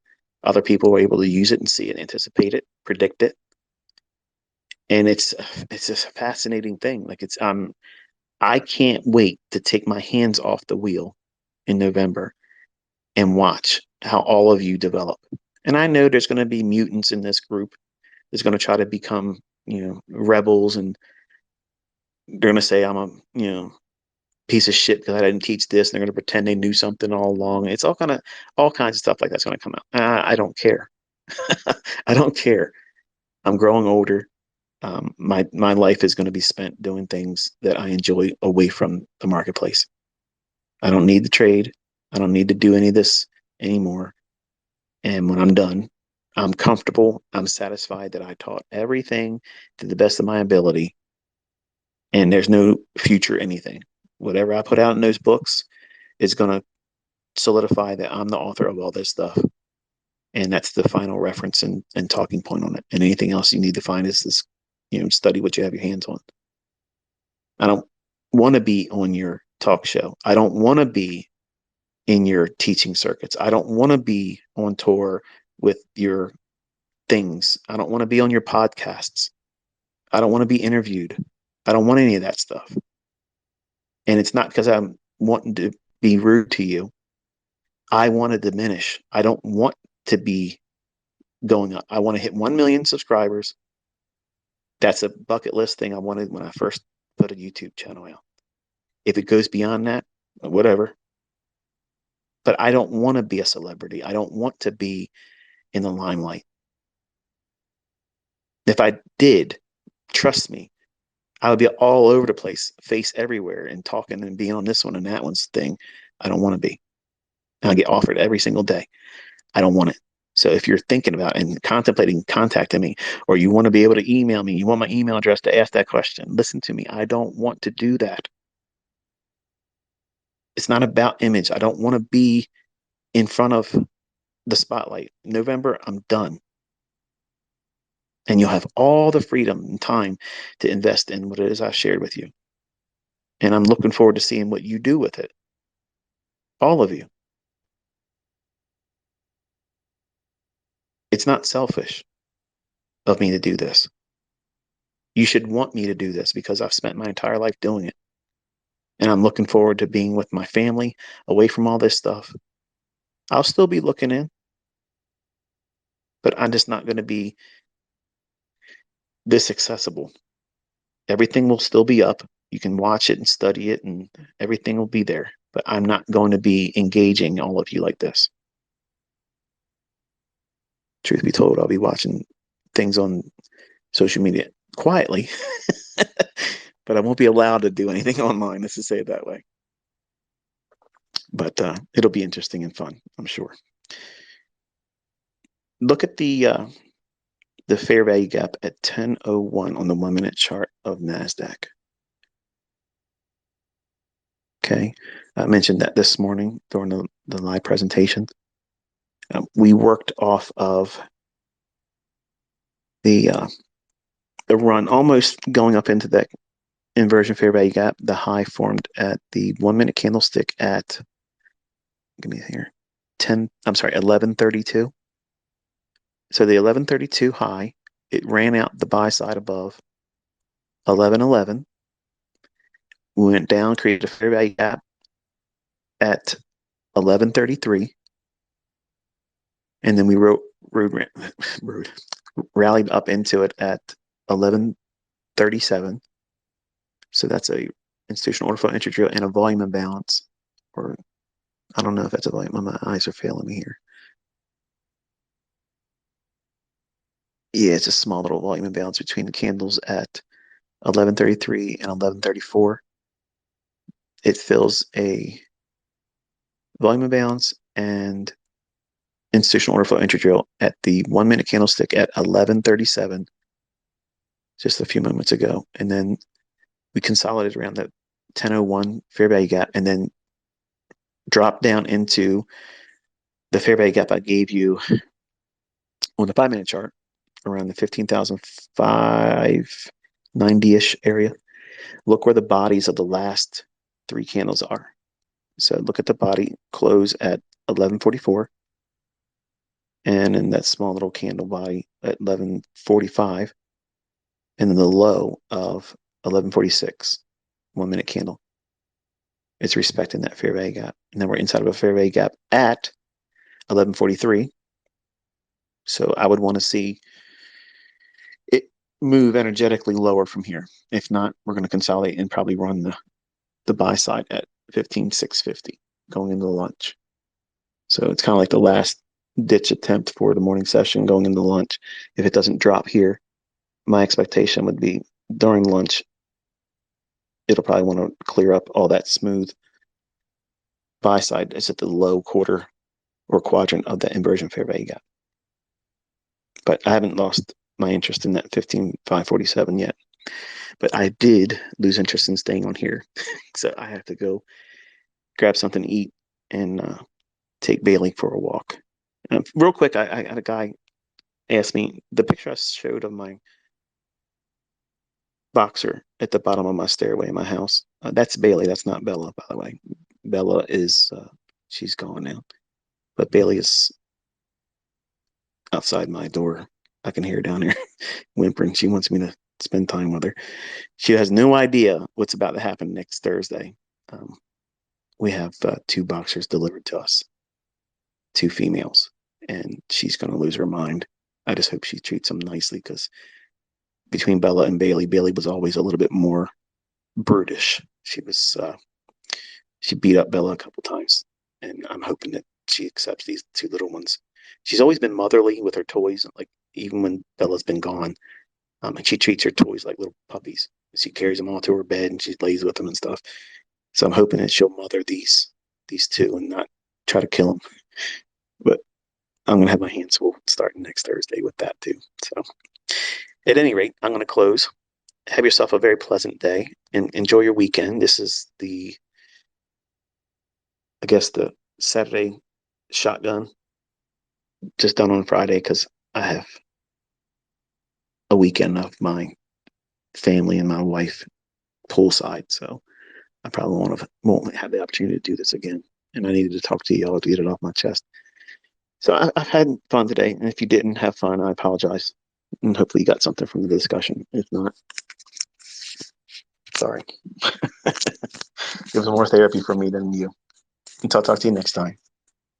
Be safe.